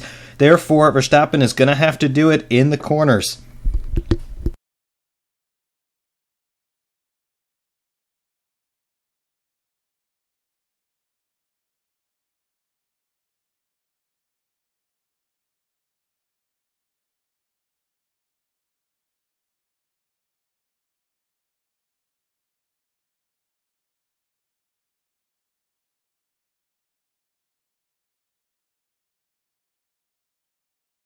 Ricardo Radio, he has understeer. He is on those super soft tires as well. He's done 9 laps on them. We'll see how they hold up.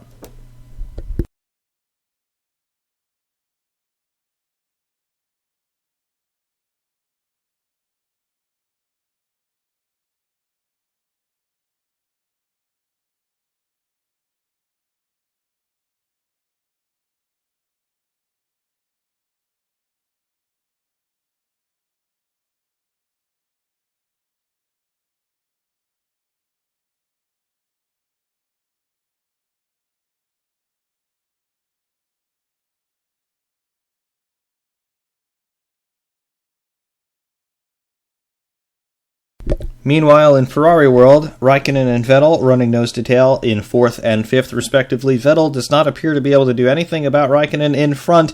His progress is basically stalled at this point.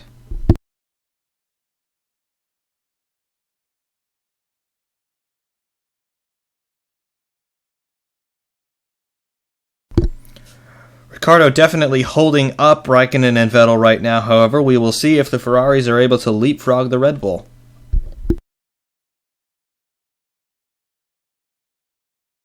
Hamilton, fastest lap, 138.124. Hamilton is fastest in all 3 sectors.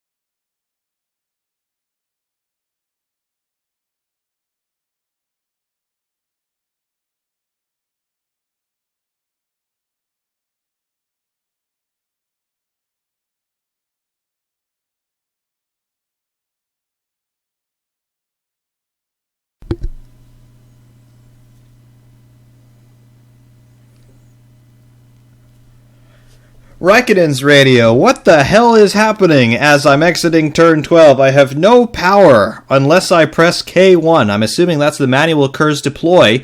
However, Kimi Räikkönen not happy with the performance of that Ferrari despite still being in front of his teammate and challenging Daniel Ricciardo. Does not appear to be close enough to try and overtake, and indeed he is not. However, he will be nose to tail with Ricciardo as we go down the start-finish straight, again with DRS assistance. We'll see if Räikkönen is able to do anything about it. Through the final corner, how close can Räikkönen get to Ricciardo? On the power, down the hill, DRS open. Can Räikkönen try anything on Ricciardo? I do not think he is close enough, and indeed he is not, and we cycle through into another lap with Ricciardo being followed by Räikkönen and Vettel.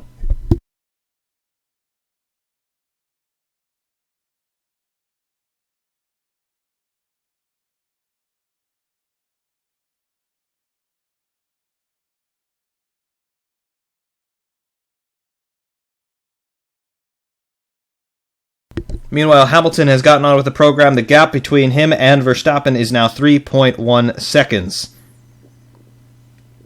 Hamilton lapping now a half a second quicker than Max Verstappen.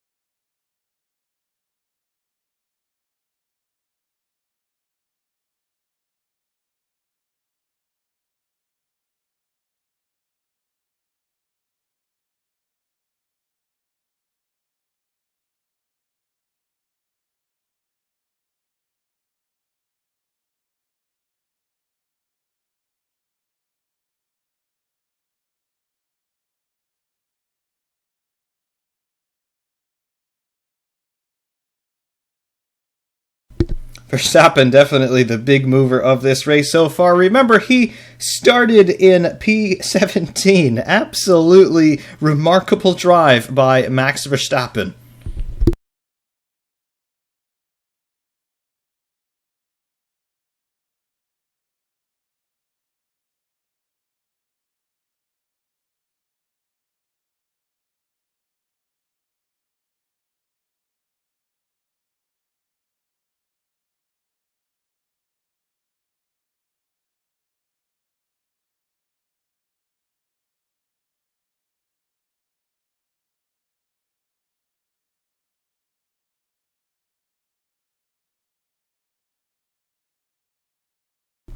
The gap between Hamilton and Verstappen holding station here, 3.4 seconds.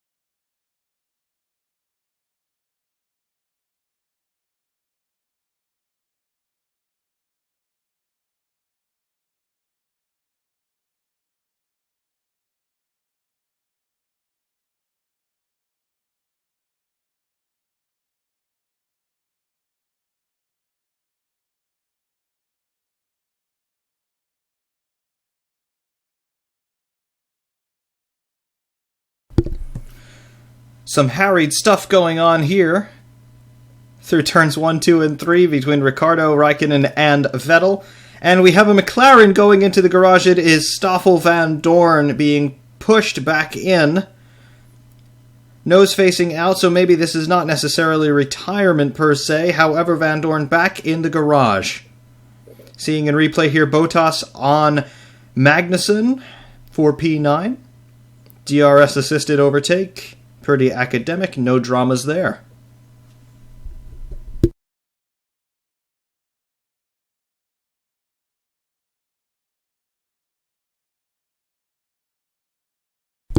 Valtteri Bottas almost outbraked himself as he was overtaking Magnussen. However, he made it stick. Stoffel Van Dorn now out of the car.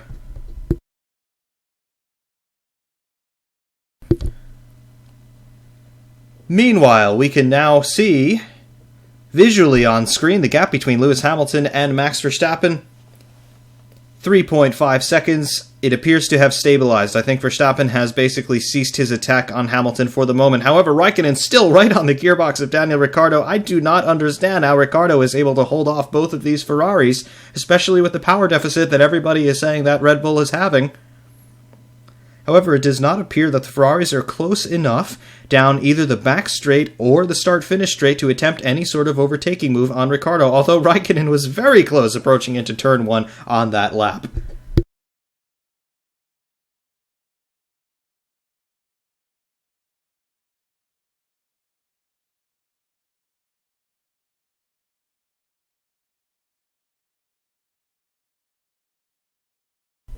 We have a Toro Rosso stopped behind tire barriers, and we have Vettel overtaking Kimi Raikkonen. That was some very crazy wheel-to-wheel stuff between the two Ferraris. However, Vettel made it stick, and he is now pulling away from Raikkonen very, very quickly, it must be said. Vettel is already gapped by about half a second to Kimi Raikkonen. Unbelievable.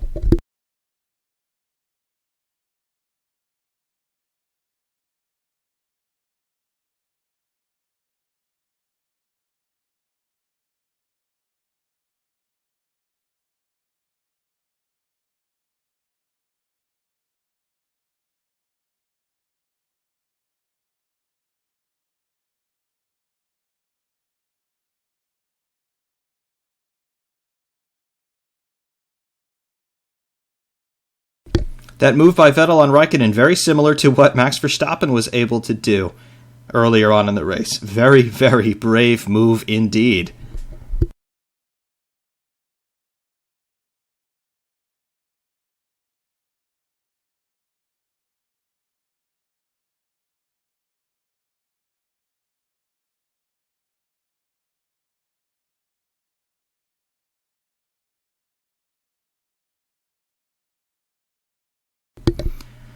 Hamilton's radio to Mercedes, it was not answered. However, he said to the pits, I'm supposed to go to the end of the race on these tires, right? Are we to read into that the tire degradation is a little bit too high to Hamilton's liking? That remains to be seen. Vettel all over the gearbox of Daniel Ricciardo, meanwhile. Still not close enough to try to overtake, however, he will have DRS down that back straight. We will see if that's enough.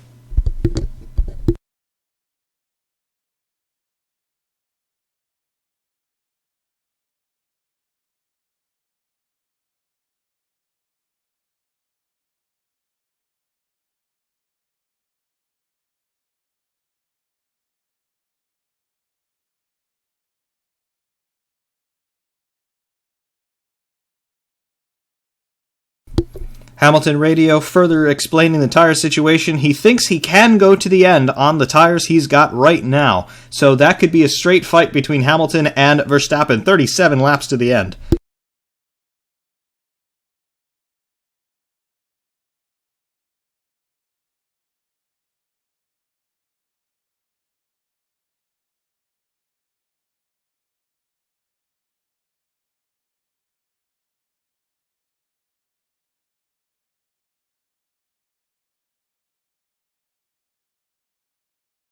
DRS open on both of the Ferraris down start finish. Vettel is very close to Ricciardo. Will he try something? No, he backs out of it and goes a little bit wide into turn 1.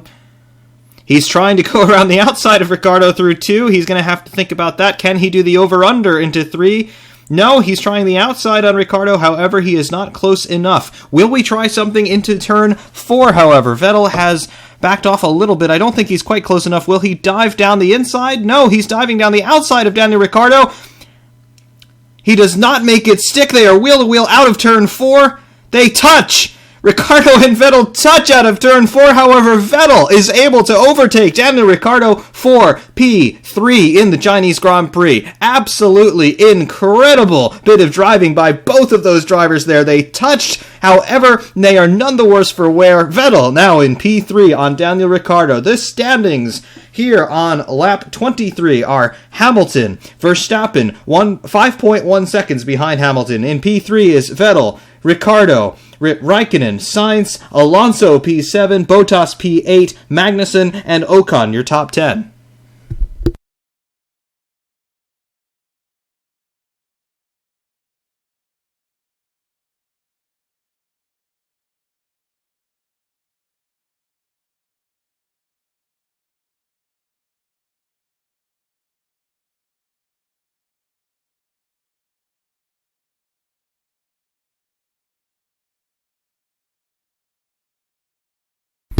Lewis Hamilton, fastest lap, 137.560. Again, he is trying to make those tires last until the end of the race, yet he is continuing to set fastest laps here.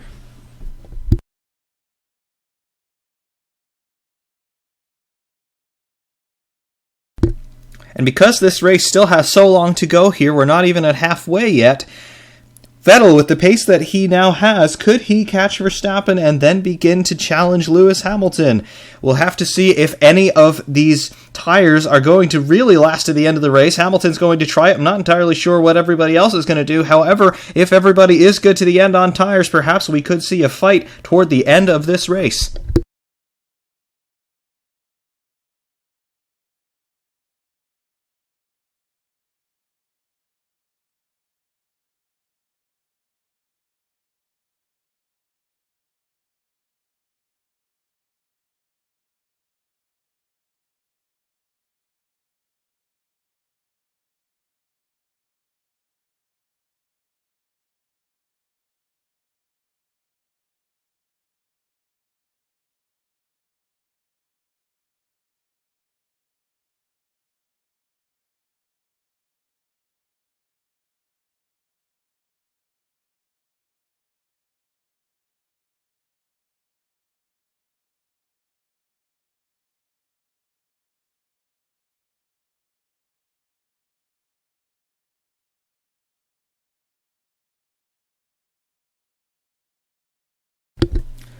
Yes, after the Australian Grand Prix, everybody was already writing the epitaph for the 2017 season in terms of overtaking. However, I was urging caution. A whole bunch of other people were urging caution. Australia is not a good overtaking circuit in general. Let's wait until we see a race on a dedicated race track, and that's what we're seeing here in China. And so far, we've had a lot of action today, and we've still got a lot more action to come. We're only 45 minutes into this Chinese Grand Prix, working lap 24 of 56.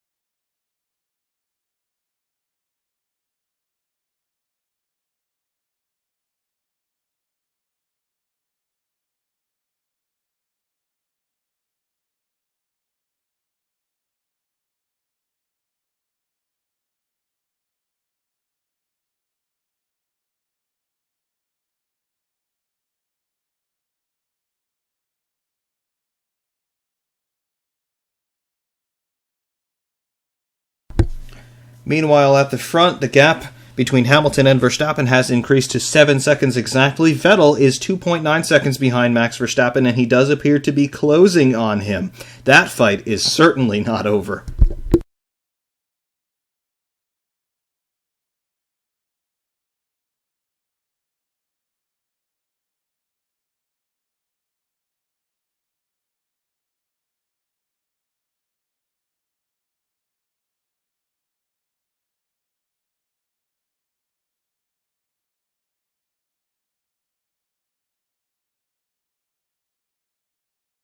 Kimi Raikkonen, running in P5, appears to be able to do nothing about Daniel Ricciardo running in front of him in P4. The gap is just hovering around 1 second between those two. Meanwhile, Vettel continuing to hunt down Max Verstappen. The gap is now 2.5 seconds. On board with Vettel through the high-speed corners. He is closing.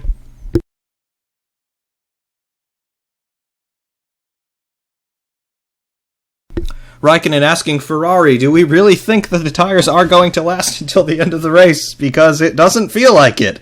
Not one to mince words is Mr. Raikkonen. He doesn't speak much, but when he does, he tells you exactly what he's thinking.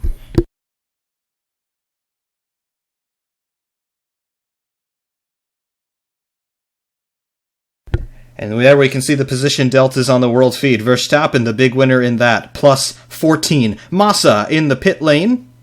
We did not see the pit stop. However, Massa running on the super soft tires.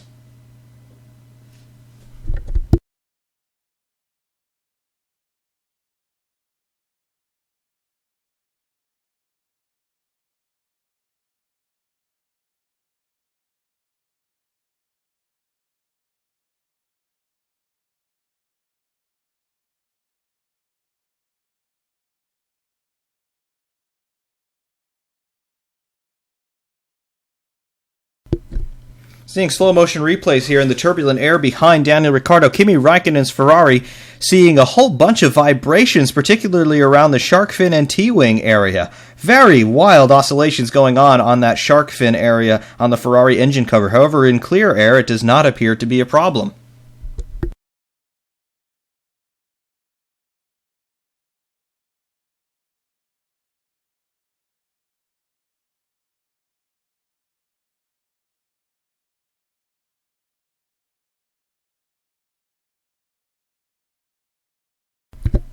Fernando Alonso has just been overtaken by Valtteri Bottas for 8th place.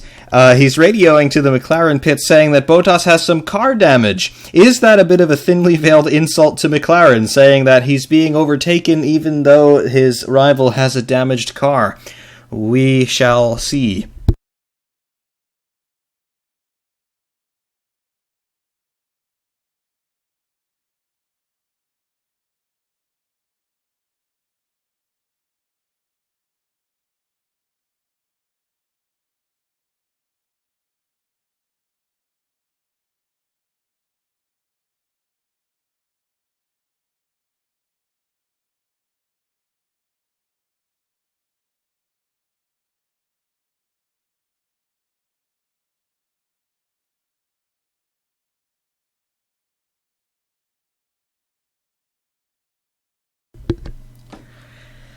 No, things really have not changed all that much since 1998 on aggregate, and that's something that I'm actually happy about. I liked the way that this sport was. I mean, I wasn't watching in 1998, but I've watched all of those old races, and I very much liked the dynamic that it had back then, and it appears that we very much have that dynamic again today, and that is what Formula One is, love it or hate it, and I like it, for the record. Lewis Hamilton coming up to lap Marcus Ericsson in the sole remaining Sauber. Blue flag for Marcus Ericsson. Meanwhile, Grosjean having a look at Jolyon Palmer for P13. It looks like he'll be able to dust him off on the start-finish straight. Palmer will undoubtedly blame it being too cloudy.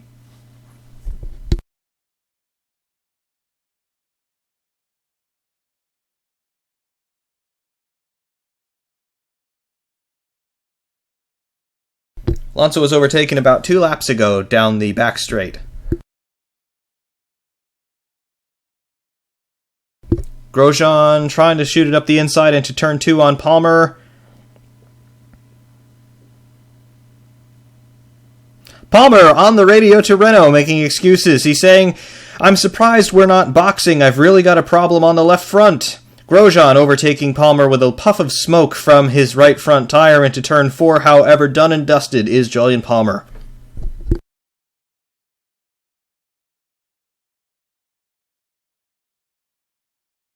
If we gave away points for excuses, Palmer would be world champion.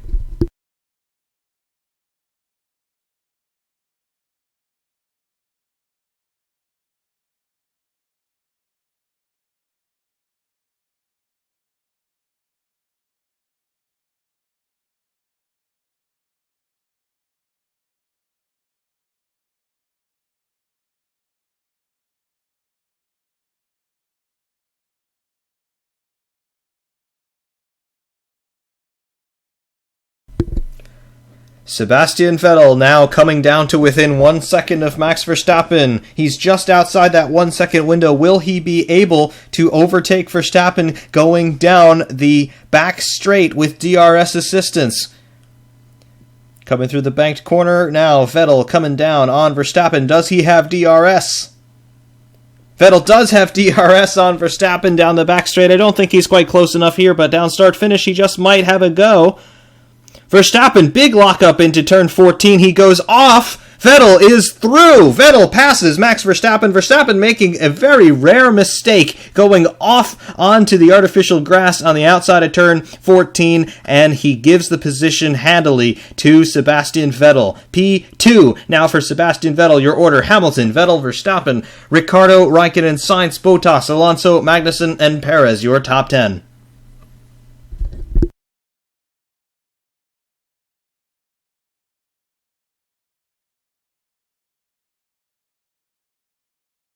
Red Bull coming into the pit lane here. Verstappen saying that the left front is not good. No doubt that was not helped by the massive lockup he had coming into turn 14. Yes, very big lockup indeed for Max Verstappen. And then he was crabbing that car sideways, trying to recover it through that standing water on the outside of the circuit.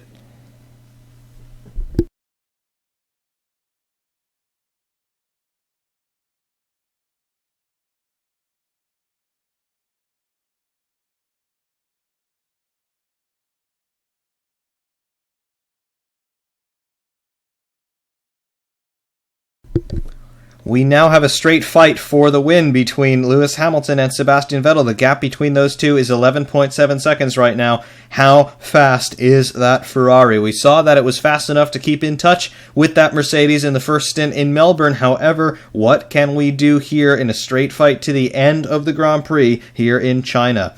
Vettel has decreased the gap marginally. It is now 11.5 seconds now on lap 30. However, we do have a long way to go, and is that enough time for Vettel to harry Hamilton for the win of this race?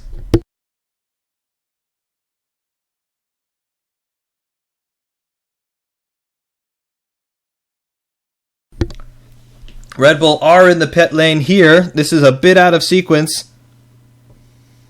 It is Verstappen in the pit lane. Verstappen onto another set of super softs. He should be good to the end of the race now. It remains to be seen what anybody else is going to do in front of him. Can these tires last the entire race distance? We don't know. We are going to find out.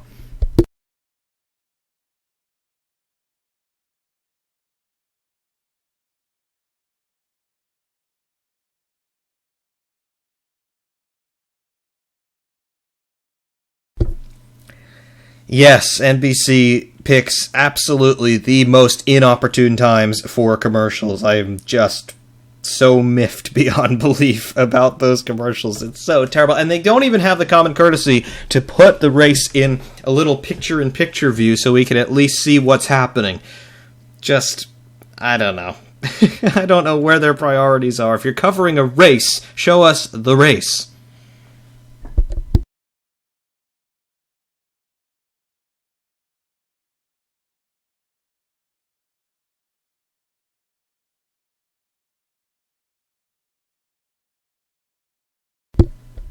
Honestly, what are we doing here? Are we racing or ping pong? Yeah, that's my best impression of Sebastian Vettel.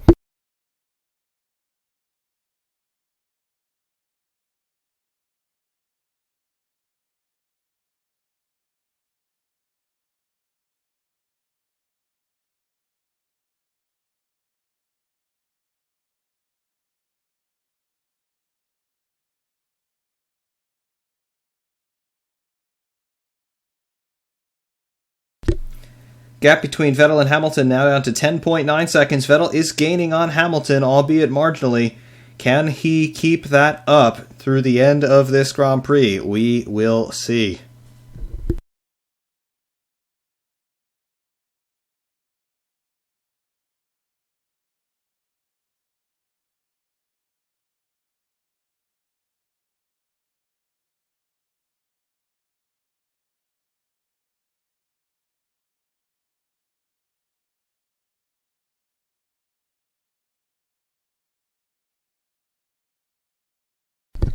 Yes, I definitely echo your sentiment there. I miss Speed Channel immensely. They had a great commentary team. I mean, most of them are still with us here on NBC, but I liked Bob Varsha a lot. He he had a way of making offbeat observations that were very interesting and very informative, and that was a bad career move on his part, not to go over to NBC. He added a lot to the Formula One coverage, in my opinion. Also, Speed Channel, it was just a whole lot more focused in general. NBC, obviously, they're a big-time multimedia conglomerate, and they're covering a lot of different events, but that also means they need more sponsorship, and therefore there are more commercials. But American F1 fans, we can't be a choosy bunch because we're lucky we have coverage at all, so I guess we have to contend with it.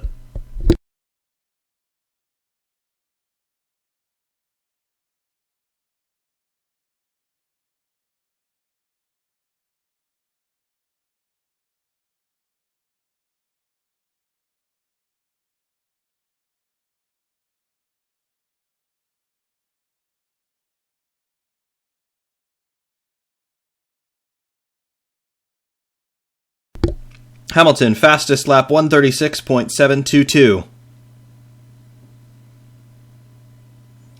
Excuse me, that was Verstappen, fastest lap 136.722. Verstappen is fastest in all three sectors.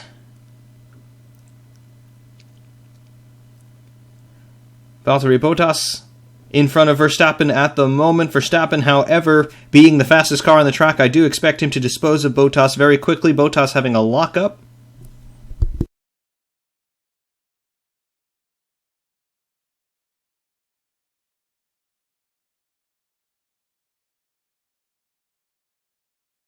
Hamilton responds, fastest lap 136.711. So even though Hamilton on these older tires, he still has plenty of pace in that Mercedes.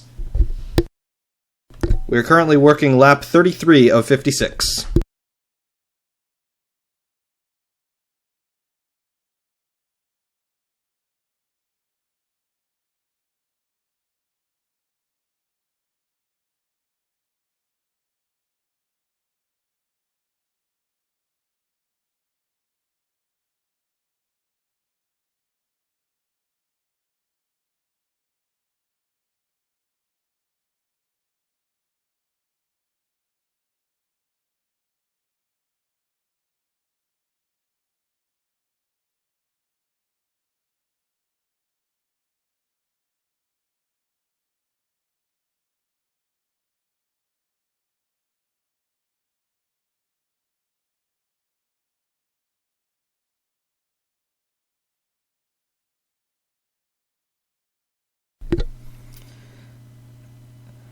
Max Verstappen diving down the inside of Valtteri Bottas into turn 4. He makes that move stick.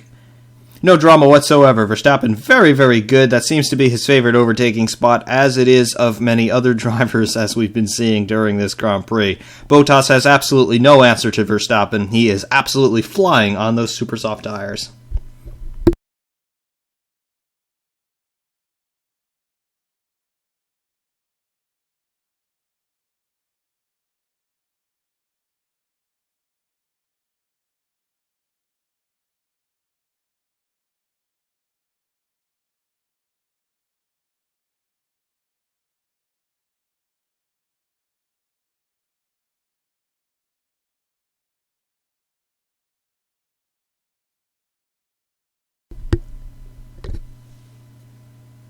Yes, Red Bull in the pits for what must be Daniel Ricciardo. Having a look at the tires they have ready for him, they are the super soft. Ricciardo into the pits. And we cut away to see some on-track action here. We have Carlos Sainz and Fernando Alonso, a little bit of an over-under. Alonso goes off into turn 14, and Carlos Sainz is able to take that position very handily.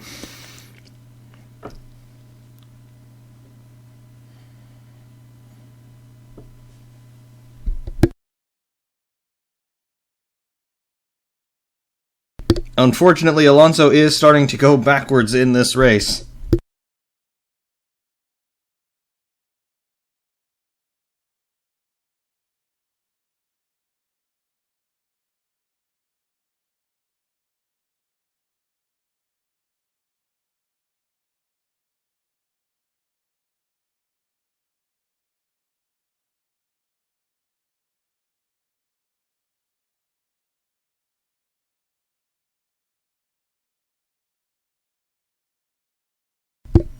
Hamilton, he's saying that these tires don't feel very good, but he is driving very aggressively. That turn-in into turn 15 was very sharp indeed, and he made it stick.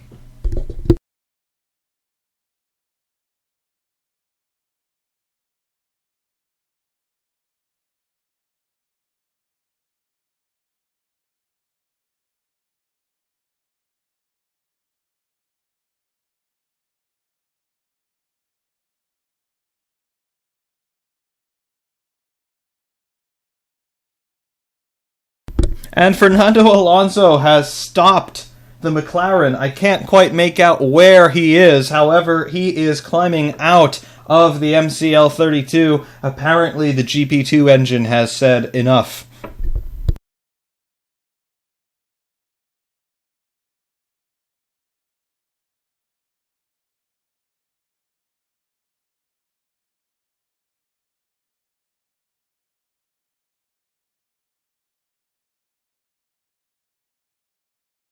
That's a double retirement for McLaren. That is 3 retirements out of 2 races. Absolutely dreadful record for McLaren Honda.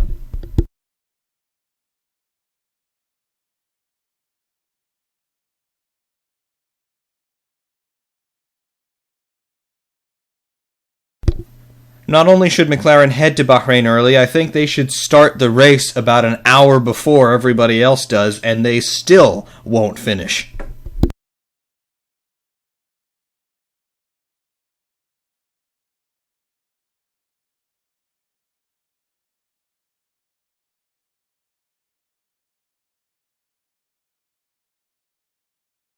Mercedes are in the pit lane, but for who?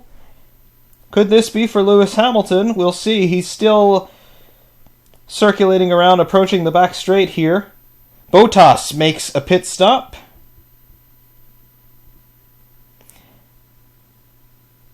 Appeared to be a little bit of a drama on the rear of the car of Bottas. However, he did get back underway. And we have to wonder if Hamilton will be coming into the pits as well. That did not appear to be an on-sequence pit stop here.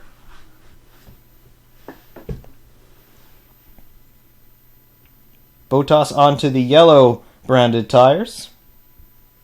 Identical to his teammate.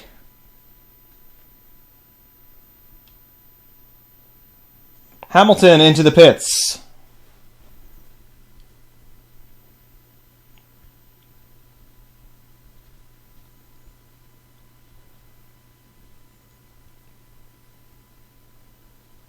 Hamilton obviously not able to make these tires last until the end. On to another set of the soft tires, and a lot of smoke coming out of the left front brake of Lewis Hamilton's car. These brakes, of course, run very, very hot, over 1,000 degrees C. And Hamilton rejoining the race here. We're waiting for the timing and scoring to shake out.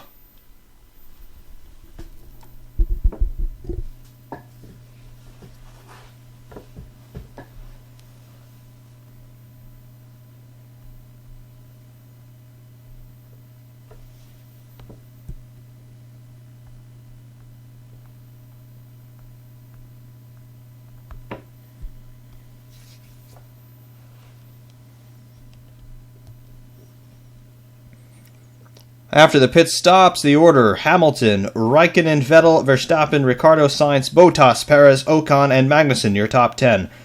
So far out of the race are Alonso, Kvyat, Van Dorn, Giovinazzi, and Stroll.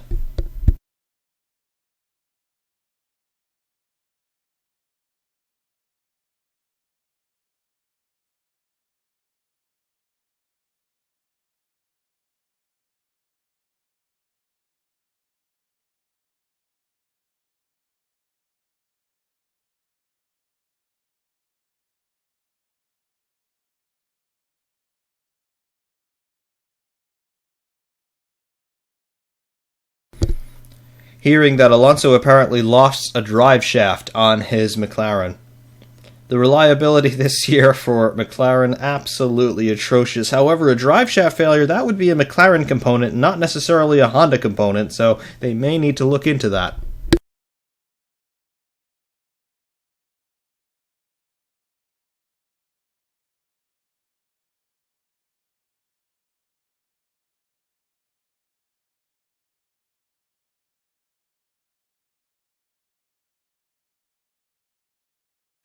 At this point in the race, we have to say advantage Hamilton. He is on new tires. Raikkonen is on tires that are 33 laps old. Vettel on tires that are 6 laps old. We will see, however, if Vettel is able to do anything about that gap.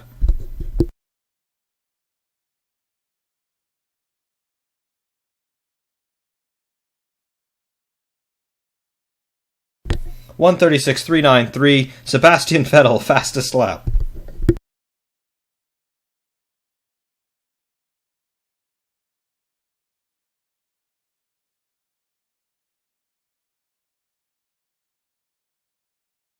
And we go in for yet another commercial break. It seems like we have about 5 minutes of coverage followed by 5 minutes of commercials, and this continues for the entire night.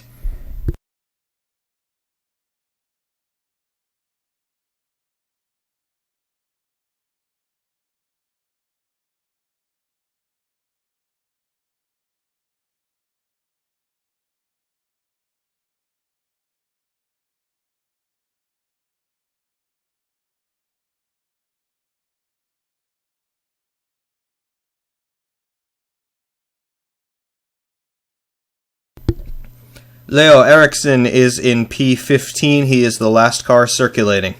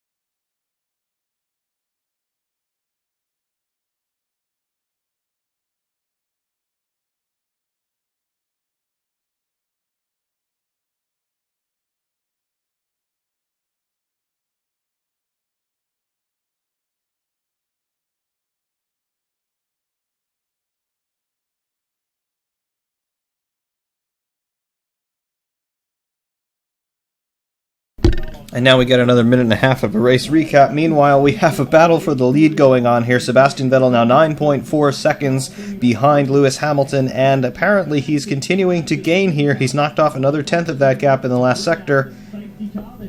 Hamilton is on slightly newer tires, however.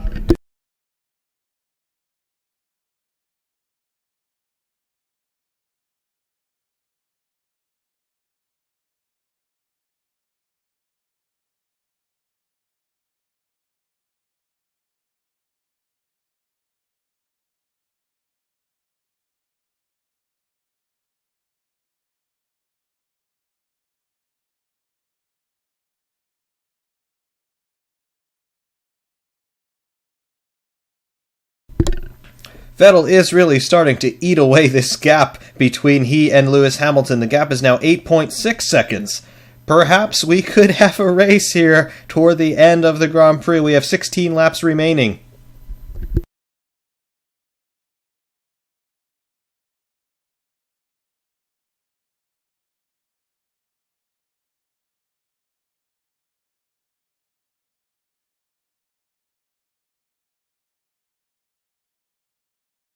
The Force Indias are pink because they negotiated a title sponsor deal, and the sponsor's color is pink. So if they want the money, they've got to paint the car.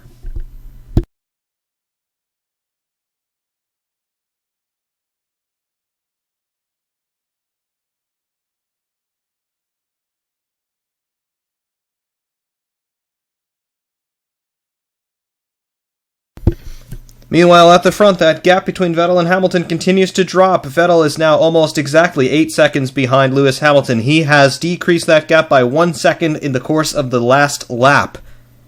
Vettel, fastest lap, 135.423.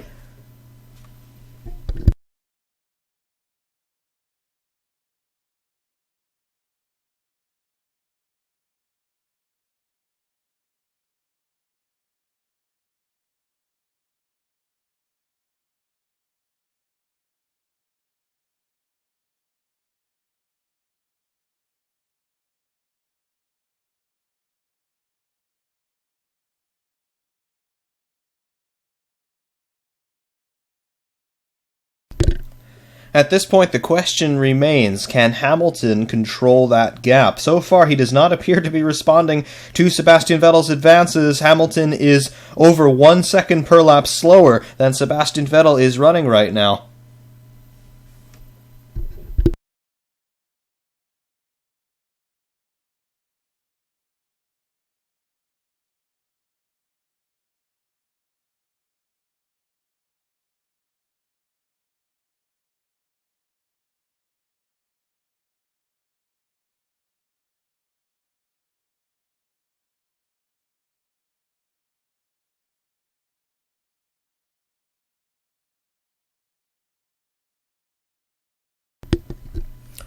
Mercedes have been on the radio to Hamilton. Hamilton responds with a 135.798 fastest lap. However, he is still a good 0.3 a lap slower than Sebastian Vettel.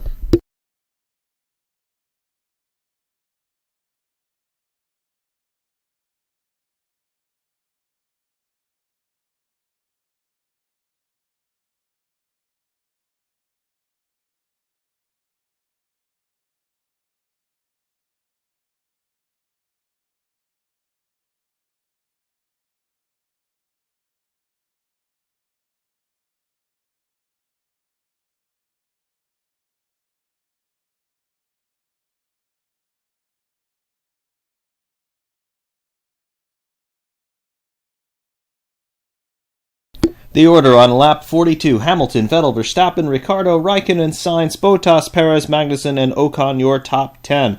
Alonso, Kvyat, Van Dorn, Giovinazzi, and Stroll not classified.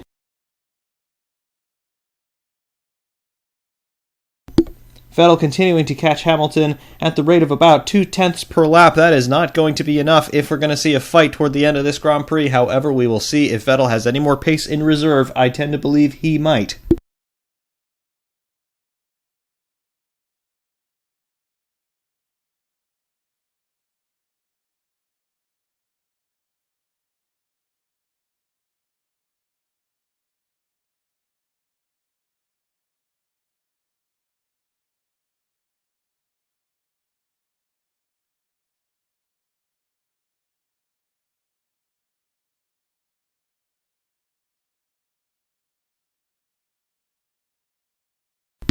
Yes, that does lend some perspective on just how fast these cars are, particularly at the front. They have lapped up to 11th place, and we still have over 10 laps left in this race. Really, really incredible speeds this year.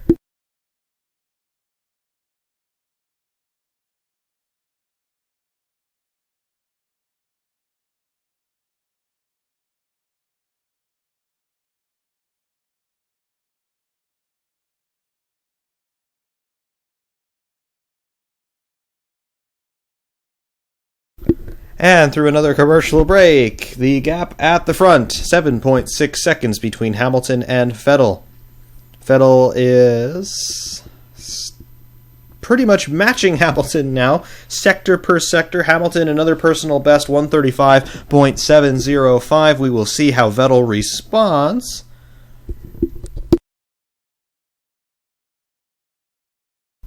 Interval remains 7.6 seconds.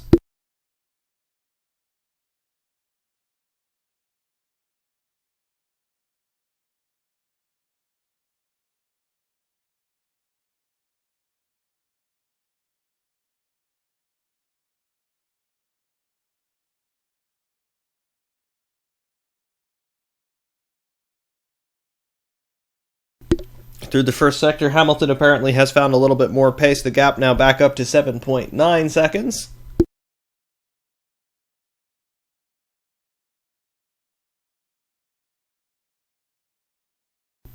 Bottas still picking his way through some of the midfield runners here. He is following Carlos Sainz now, fighting for P6. Bottas actually very close to Carlos Sainz out of turn 3. We'll see if he can try that diving move down into turn 4 that everybody seems to like today. It does not appear that he is close enough right now to try that. Will he try to be late on the brakes? No, he thinks better of it and continues to follow Sainz through turns 4 and 5.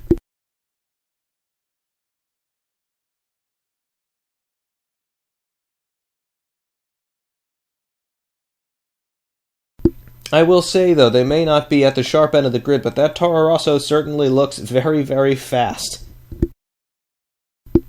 Bottas apparently sizing up Sainz again. As we get ready for the DRS zone, Bottas will certainly be in DRS range of Carlos Sainz as we head down the back straight. Meanwhile, Lewis Hamilton has reset fastest lap, 1:35.378. The gap between he and Vettel is now 8.4 seconds. Bottas looking at Sainz down the back straight, and the camera's cut away from it. And Bottas has overtaken Carlos Sainz into turn 15. Easy move, DRS helping out with that quite a lot, as well as I'd imagine the Mercedes-AMG power unit.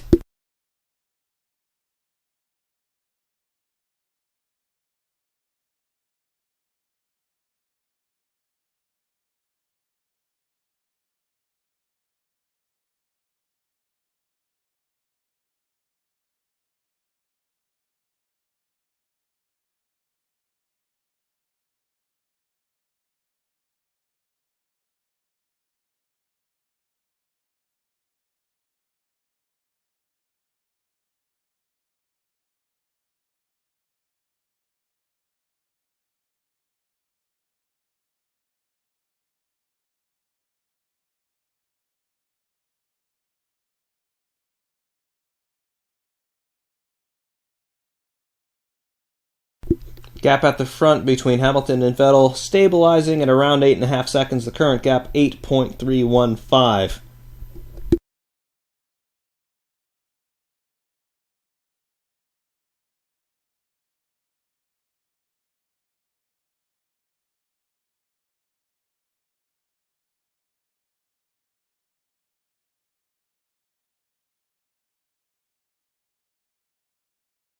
Verstappen continues to run in P13.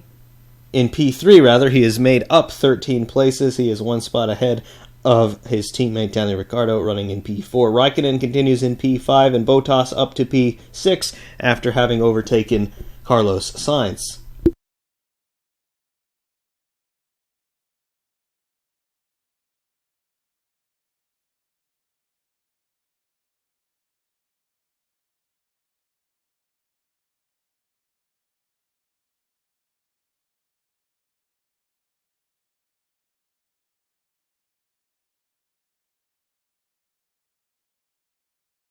Esteban Ocon is now harrying Felipe Massa for the 10th place and the final point.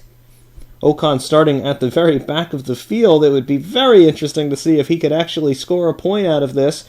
Definitely showing the grit and determination that Esteban Ocon apparently has.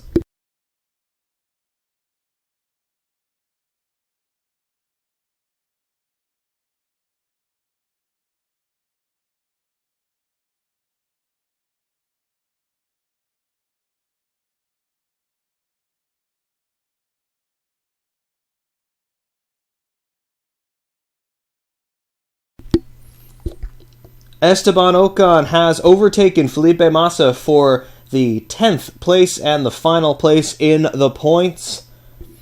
Kimi Raikkonen is about 10 seconds down the road from Daniel Ricciardo for 4th place. So Daniel Ricciardo apparently safe right now in 4th.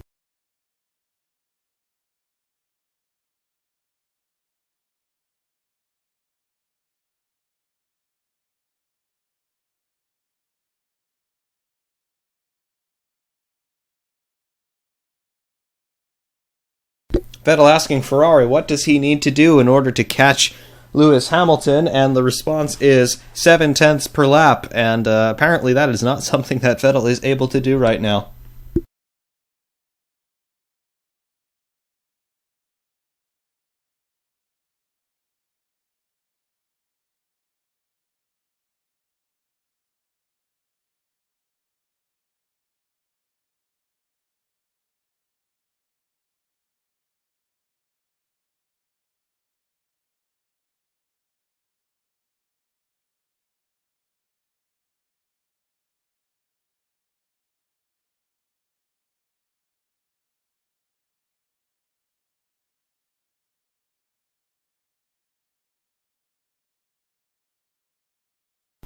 We are working on the final 9 laps of the 2017 Chinese Grand Prix. The order remains Hamilton, Vettel, Verstappen, Ricciardo, Raikkonen, Bottas, Sainz, Perez, Magnussen, and Ocon, your top 10. Felipe Massa just lost 10th place to Esteban Ocon about 2 laps ago.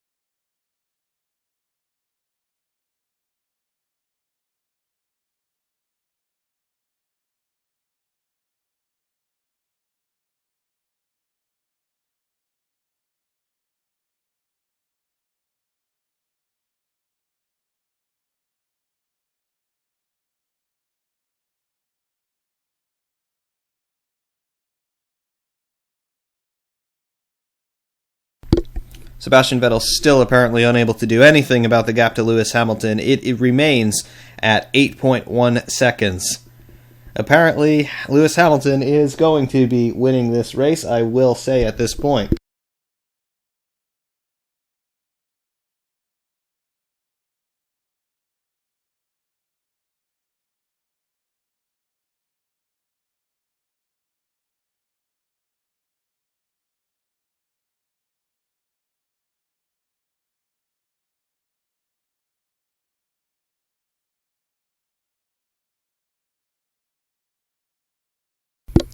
Meanwhile, in the backfield, Kevin Magnussen and Sergio Perez are apparently fighting for position here. This is for P8. Magnussen is all over the back of that Force India. We'll see if the Haas, with its Ferrari power unit, can do anything against the Mercedes power unit of the Force India as we go through the high-speed corners of 5 and 6. Magnussen managing to stay basically on the gearbox of that Force India. We'll see if he will be able to get a boost with DRS down the back straight.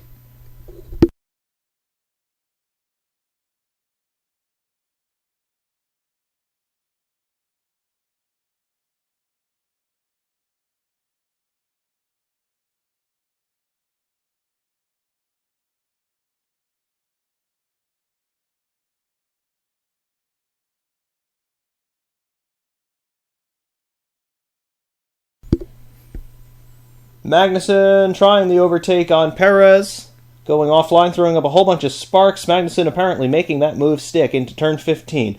Magnussen now up to P8, Perez down to P9.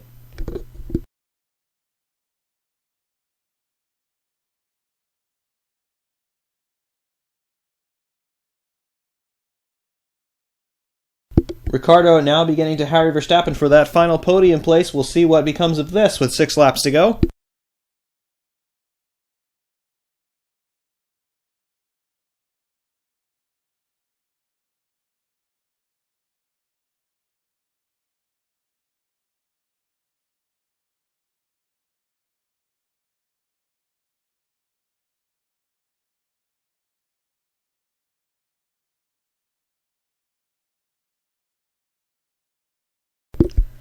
Yes, that thumbnail nose on the Force Indy, it's a quasi-shark fin. Sort of reminds me, not shark fin, shark nose, whatever you called it on the 2004 Williams. Reminds me very much on that car.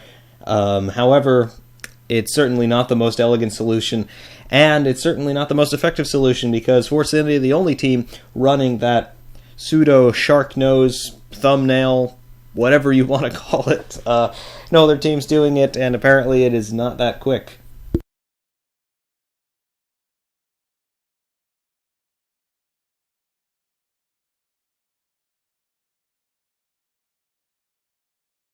Yes, walrus nose. That's what I was looking for. I can't think of animal names right now at 3:30 in the morning.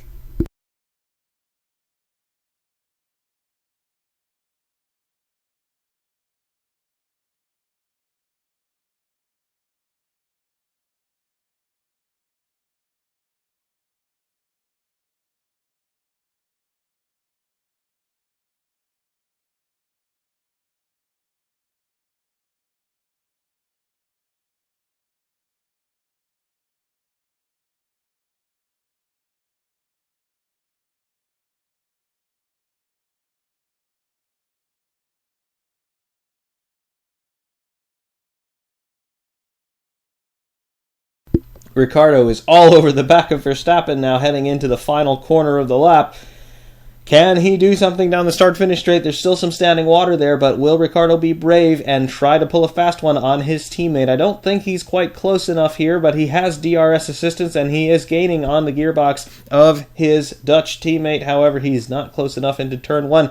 However, we will see turn 4. It has been a favorite spot so far during this race for these drivers to try an overtaking move. Will Ricciardo try something? He's certainly looking racy, sliding that Red Bull a little bit out of turn 3. Will he try something into 4? We need the cameras to pick it up. The cameras have picked it up. Ricciardo is not close enough on this lap at very least.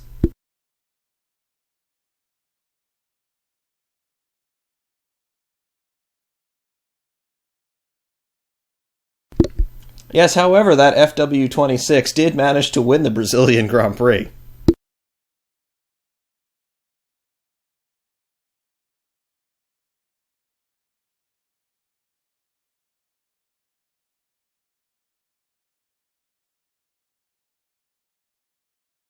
Verstappen asking for blue flags for Grosjean in the Haas immediately in front of him on the road. Perhaps that's hampering him in his defense against Daniel Ricciardo. We will see. Speaking of Ricciardo, we're now on the back straight once again, and Ricciardo will have a DRS advantage coming down into turn 15. DRS open on Ricciardo's car. Will he be able to do anything? Again, he is still not quite close enough. Will he try a diving move on the brakes? No, he does not. The Red Bulls hold station, at least for one more corner. Ricciardo fighting the steering wheel a little bit out of turn 15. Car a little bit squirrely under power, with of course, the tires being a little bit worn out. And I do not anticipate Ricciardo being able to make a move down the start-finish straight because, once again, there is still a little bit of standing water offline, and it's not worth the risk at this point. The cars are running 3rd and 4th. That's a good points haul for Red Bull. Therefore, keep it on the island.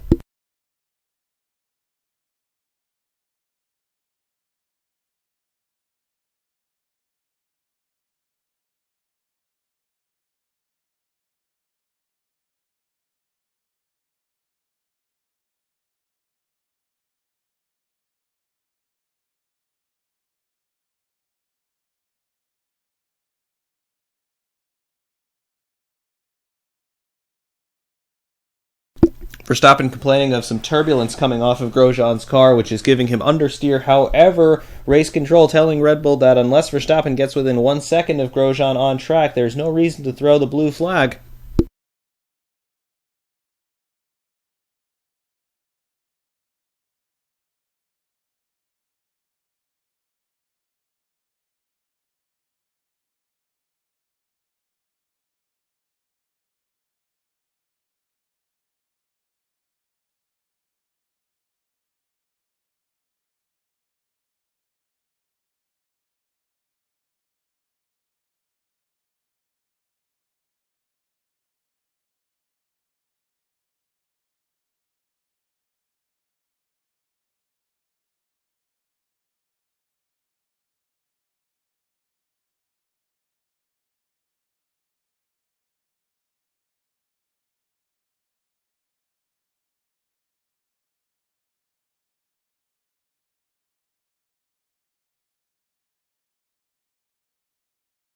Ricciardo is certainly looking closer into turn 1 than he has on previous laps. However, it does seem that Verstappen's able to get on the power a little bit sooner, but Ricciardo trying a little bit more of a narrow line coming out of turn 3.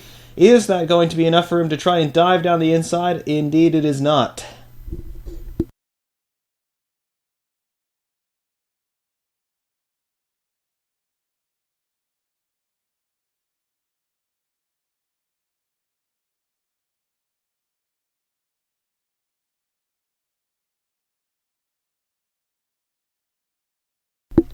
3 laps to go. At the front, the gap between Hamilton and Vettel has dropped to 6.3 seconds. However, that is too large a gap to make up with the time remaining. Hamilton has probably backed off considerably, as has Vettel.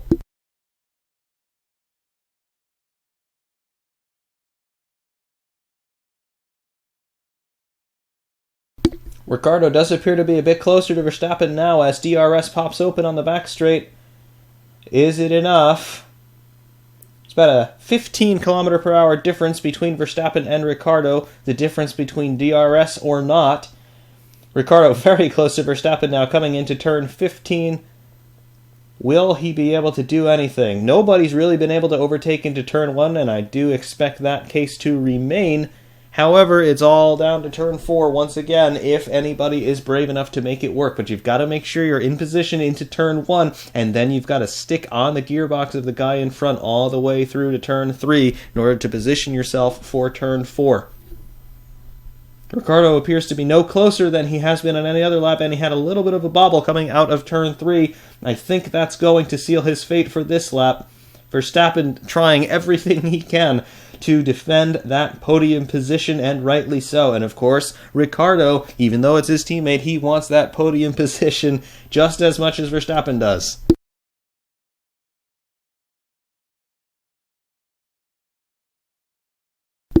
Verstappen still on the radio to Red Bull, trying to get the Haas out of the way. However, the Haas is not impeding him at all. He's far enough away on the road for them not to throw the blue flag, and the Haas can't control anything that its aerodynamics are doing, so Verstappen just has to deal with it. I would say Verstappen certainly has enough talent to be able to defend this position, and certainly he's been doing it thus far, so let the Haas remain where it is.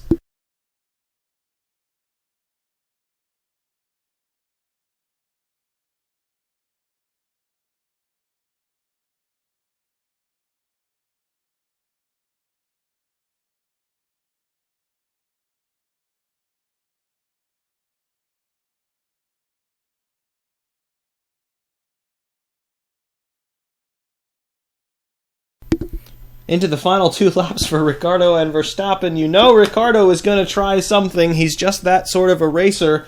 However, has he run out of time? I don't think he's going to do anything risky because that would jeopardize the finishing order of the Red Bull team. They certainly don't want to lose out on these points. They'd be getting a very good points haul at this point. Ricciardo's a very mature driver, and he's a very clean driver as well. I don't think he's going to do anything that's going to risk the team. Therefore, he may have to settle for P4.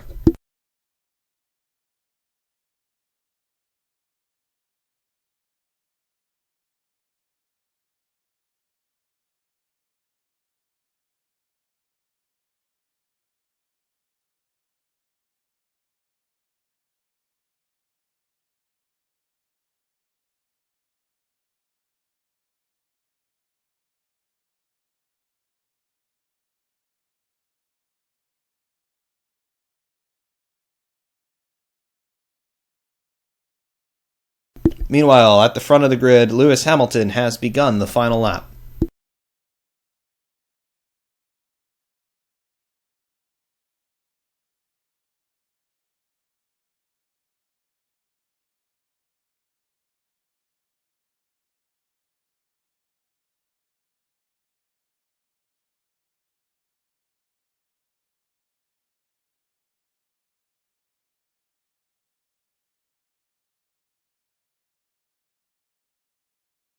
On to the final lap for Ricciardo and Verstappen.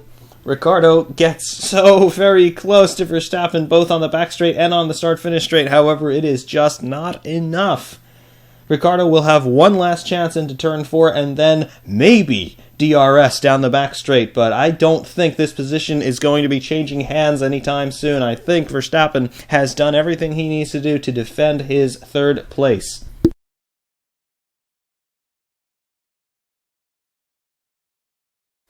Verstappen locks up into 4 and just barely maintains his third place. Verstappen definitely getting very nervous. I've never seen him this nervous before. That's a very rare mistake at a critical moment for Max Verstappen. However, it appears that he has been able to do damage limitation. Meanwhile, through the final corner, Lewis Hamilton onto the start-finish straight to win the 2017 Chinese Grand Prix. Lewis Hamilton for Mercedes-AMG Petronas. The W08 is now a Grand Prix winner. Following Hamilton home in P2 is Sebastian Vettel. We're still waiting on the final outcome of that squabble for third place between Daniel Ricciardo and Max Verstappen. Max Verstappen has it. Daniel Ricciardo wants it. Down the back straight for the last time. Ricciardo has DRS. Again, he does not appear to be any closer than he has done on any previous lap. Ricciardo trying under the brakes. However, Verstappen moves under braking in a classic Max Verstappen move, and Ricciardo has to back out of the move. Therefore, Verstappen going through the final corner in P3, where he shall remain. Verstappen leads Ricciardo home, third and fourth respectively for Red Bull. Verstappen fist-pumping the air. He's very happy with that performance. Kimi Räikkönen comes home fifth, Valtteri Bottas sixth, Carlos Sainz seventh, Kevin Magnussen in eighth, ninth for Sergio Perez, and 10th for Esteban Ocon, your points scorers. Lewis Hamilton and Sebastian Vettel running together on the track, saluting each other for a job well done.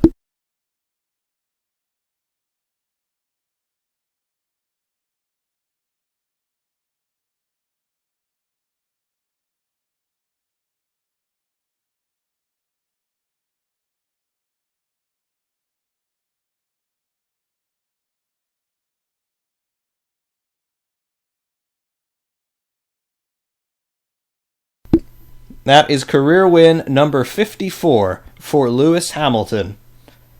Two legendary drivers, the two best drivers of our generation, Lewis Hamilton and Sebastian Vettel. They are now co-leading the Drivers' Championship in 2017.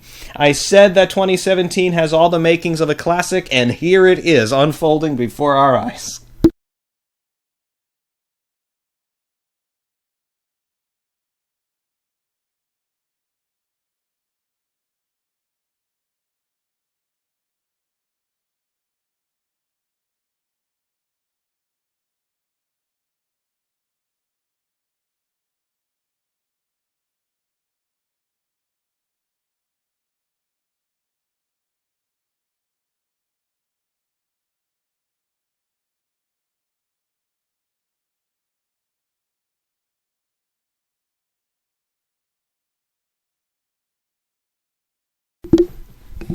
Post-race reactions. Hamilton and Vettel both sounded very happy on the radio. Vettel, of course, satisfied with his drive from P2 to P2, and Hamilton started where he finished, P1, and a win for Lewis Hamilton. Hamilton's first win in 2017, and of course the first win for the Mercedes W08. The Ferrari and the Mercedes are race winners so far in 2017. Ferrari and Mercedes, Hamilton and Vettel going at it for the World Championship.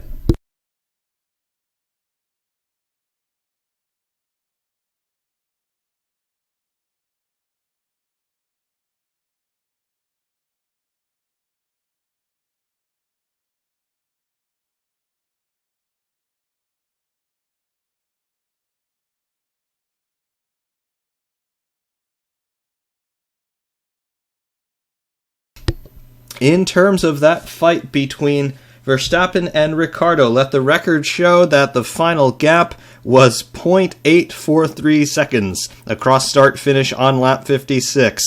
That was hair racing between those two guys, and Verstappen definitely pulled off somewhat of a cheeky move into turn 15 on the final lap. He moved abruptly to the right under braking, which was enough to put Ricciardo off of his tail, because Ricciardo was trying to dive bomb up the inside, and that was only going to end in tears anyway.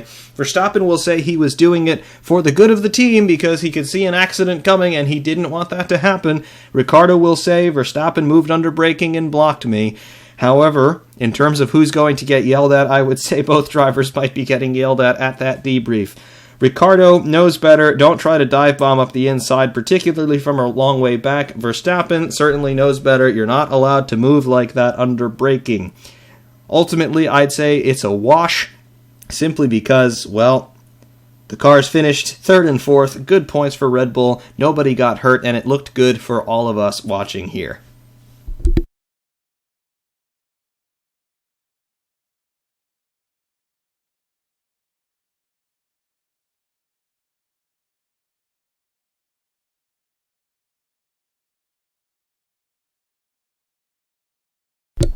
Yes, the Verstappen rule was overturned. However, I tend to believe that the drivers still take a very dim view on that, and they will try to protest that if they can. However, what we've seen today from the stewards is that pretty much all investigations were stubbed down. They did not really investigate any on-track incidents, and this is a trend that started in Australia. There were no penalties dished out for Magnussen and Ericsson coming together in turn 1. In previous years, there may have been some penalties dished out for something like that, so perhaps we're seeing some more leniency this year. Meanwhile, in Parc Fermé, Lewis Hamilton coming out of the Mercedes. He certainly looks triumphant, and rightly so. He has won the Chinese Grand Prix, taking Mercedes to the top step of the podium for the first time this year, and sharing the lead of the World Championship with Sebastian Vettel.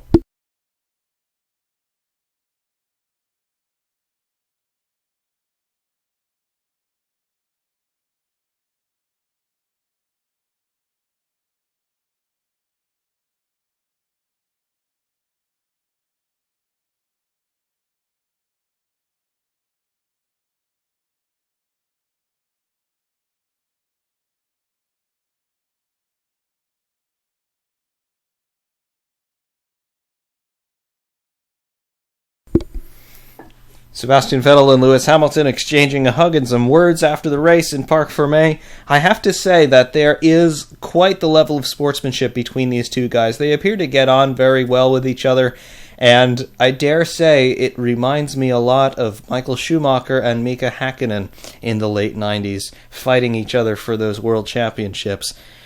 Certainly very good to see two on-track rivals who are able to be civil, if not warm, toward each other at the end of the race. Lewis Hamilton climbing across the pit wall to wave to the fans. Not entirely sure how the stewards feel about that sort of thing. However, Hamilton has done it, and he has been well received by the Chinese audience.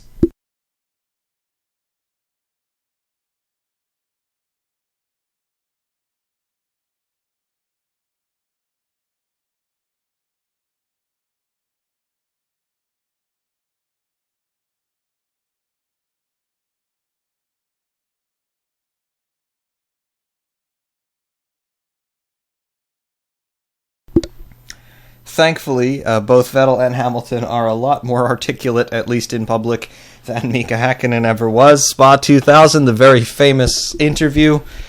Mika, what was it like to win that race? Well, it was incredible. Just incredible. I overtook the Michael.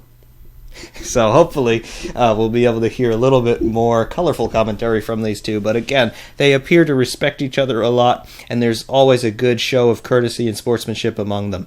Max Verstappen rounding out the podium finishers there. He does not appear to be having any interaction with Vettel or Hamilton.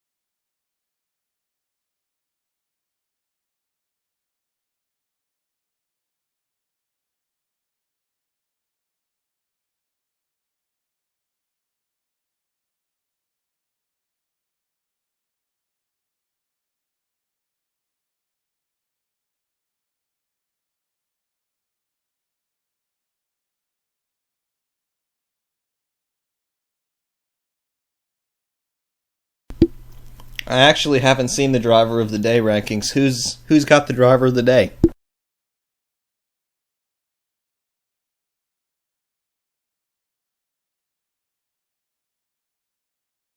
Yep, I see now. Max Verstappen. Yes. Real shocker there, I have to say. Yeah, but obviously deserved. He made up how many positions? 17 positions, something crazy like that. 17, 14, whatever it was. It was a lot of positions. So, yes, he certainly deserves driver of the day in my eyes as well.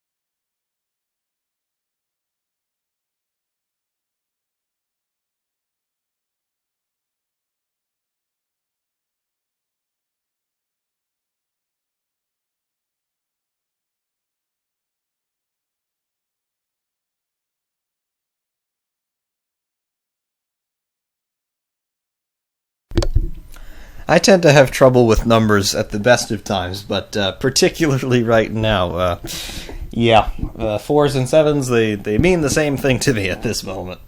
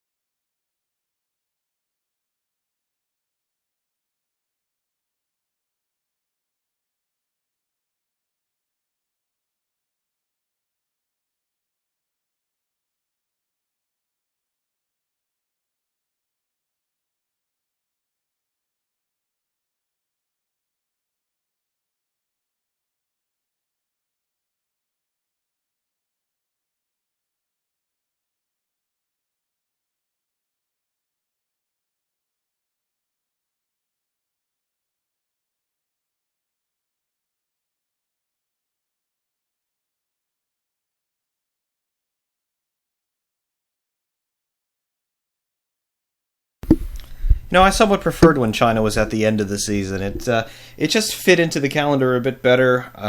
It was the kind of race as well back in the V8 and V10 era when it was a fitting championship decider. So that's how we all got used to China. And now with it being at the beginning, I think it actually kills the momentum of the start of the season because for us these flyaway races they're just bad because they're so early in the morning. But it is what it is, I guess. Now with Malaysia being at the end of the year, it feels very strange. It's podium time.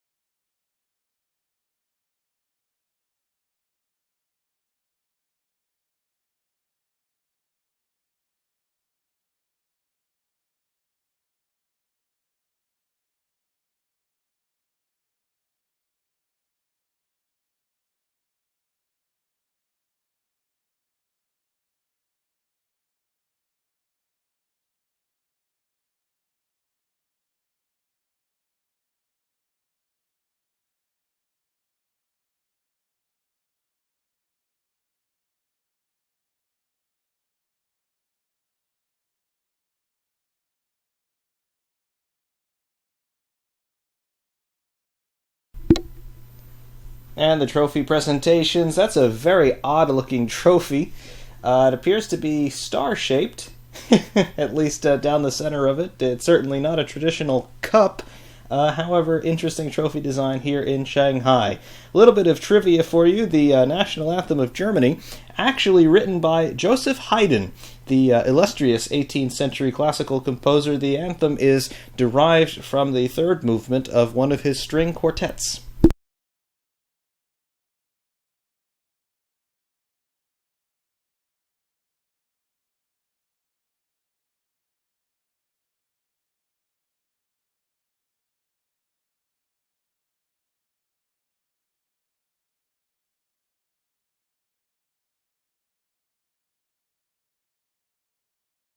Max Verstappen looking understandably satisfied with that podium finish. That was an absolutely gritty drive, and again, very deserving of the driver of the day. The champagne now sprays from China 2017, where Lewis Hamilton has taken a decisive victory. Sebastian Vettel drew first blood of the 2017 season. However, Lewis Hamilton comes back to say, "Not so fast. We are coming to get you." Ferrari and Mercedes absolutely on it, point by point, fighting for the World Championship this year. This looks to be an absolutely classic season in store for us, and we don't have to wait all that much longer for the next installment of the epic that is bound to be 2017. 7 days until the Bahrain Grand Prix. Action will begin from Bahrain in 5 days' time, with free practices 1 and 2 running on Friday.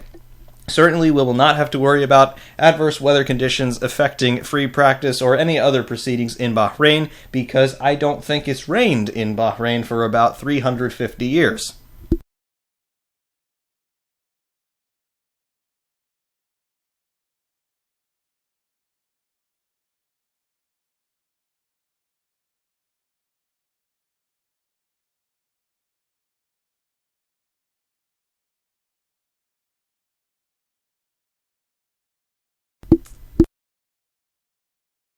I definitely hear you with not getting enough of this season. It's setting up to be absolutely epic. Hamilton and Vettel, co-leaders of the World Championship after round 2. This is going to go all the way to the end. Martin Brundle with the interviews.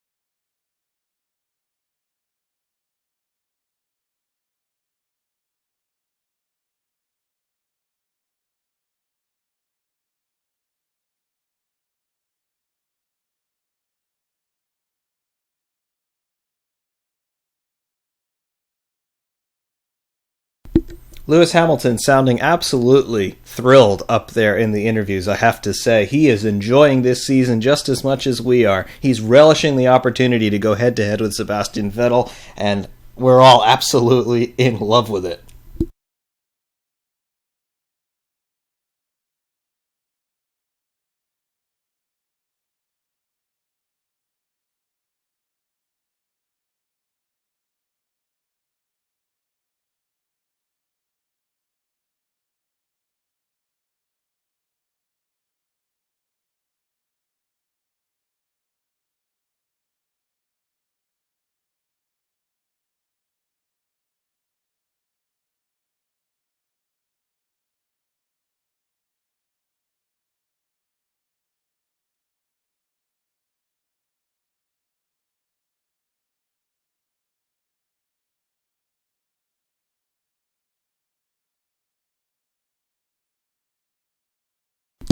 Vettel relishing the fact that he was able to take the paint off the sidewalls of Ricciardo's tires. Again, another true racer, just loving recounting the on-track action.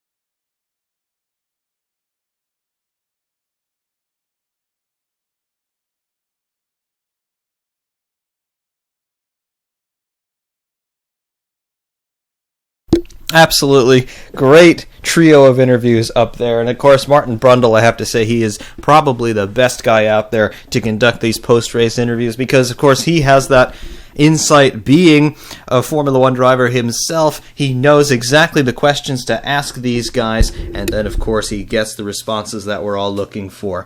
Very good to see the personalities up there on the podium as well. Verstappen kind of looked a little bit starstruck by his own performance, but unbelievable drive by all three drivers, all three podium finishers in the Chinese Grand Prix. Hamilton, Vettel, and Verstappen, your top three for China 2017. That concludes our live stream for the 2017 Chinese Grand Prix. I certainly hope you all enjoyed it as much as I have, even though it is now past 4 a.m. here on the East Coast of the United States. That is a proper all-nighter for me. Until next time, though, thank you all very, very much for watching. Ferrariman601 saying we will see you soon.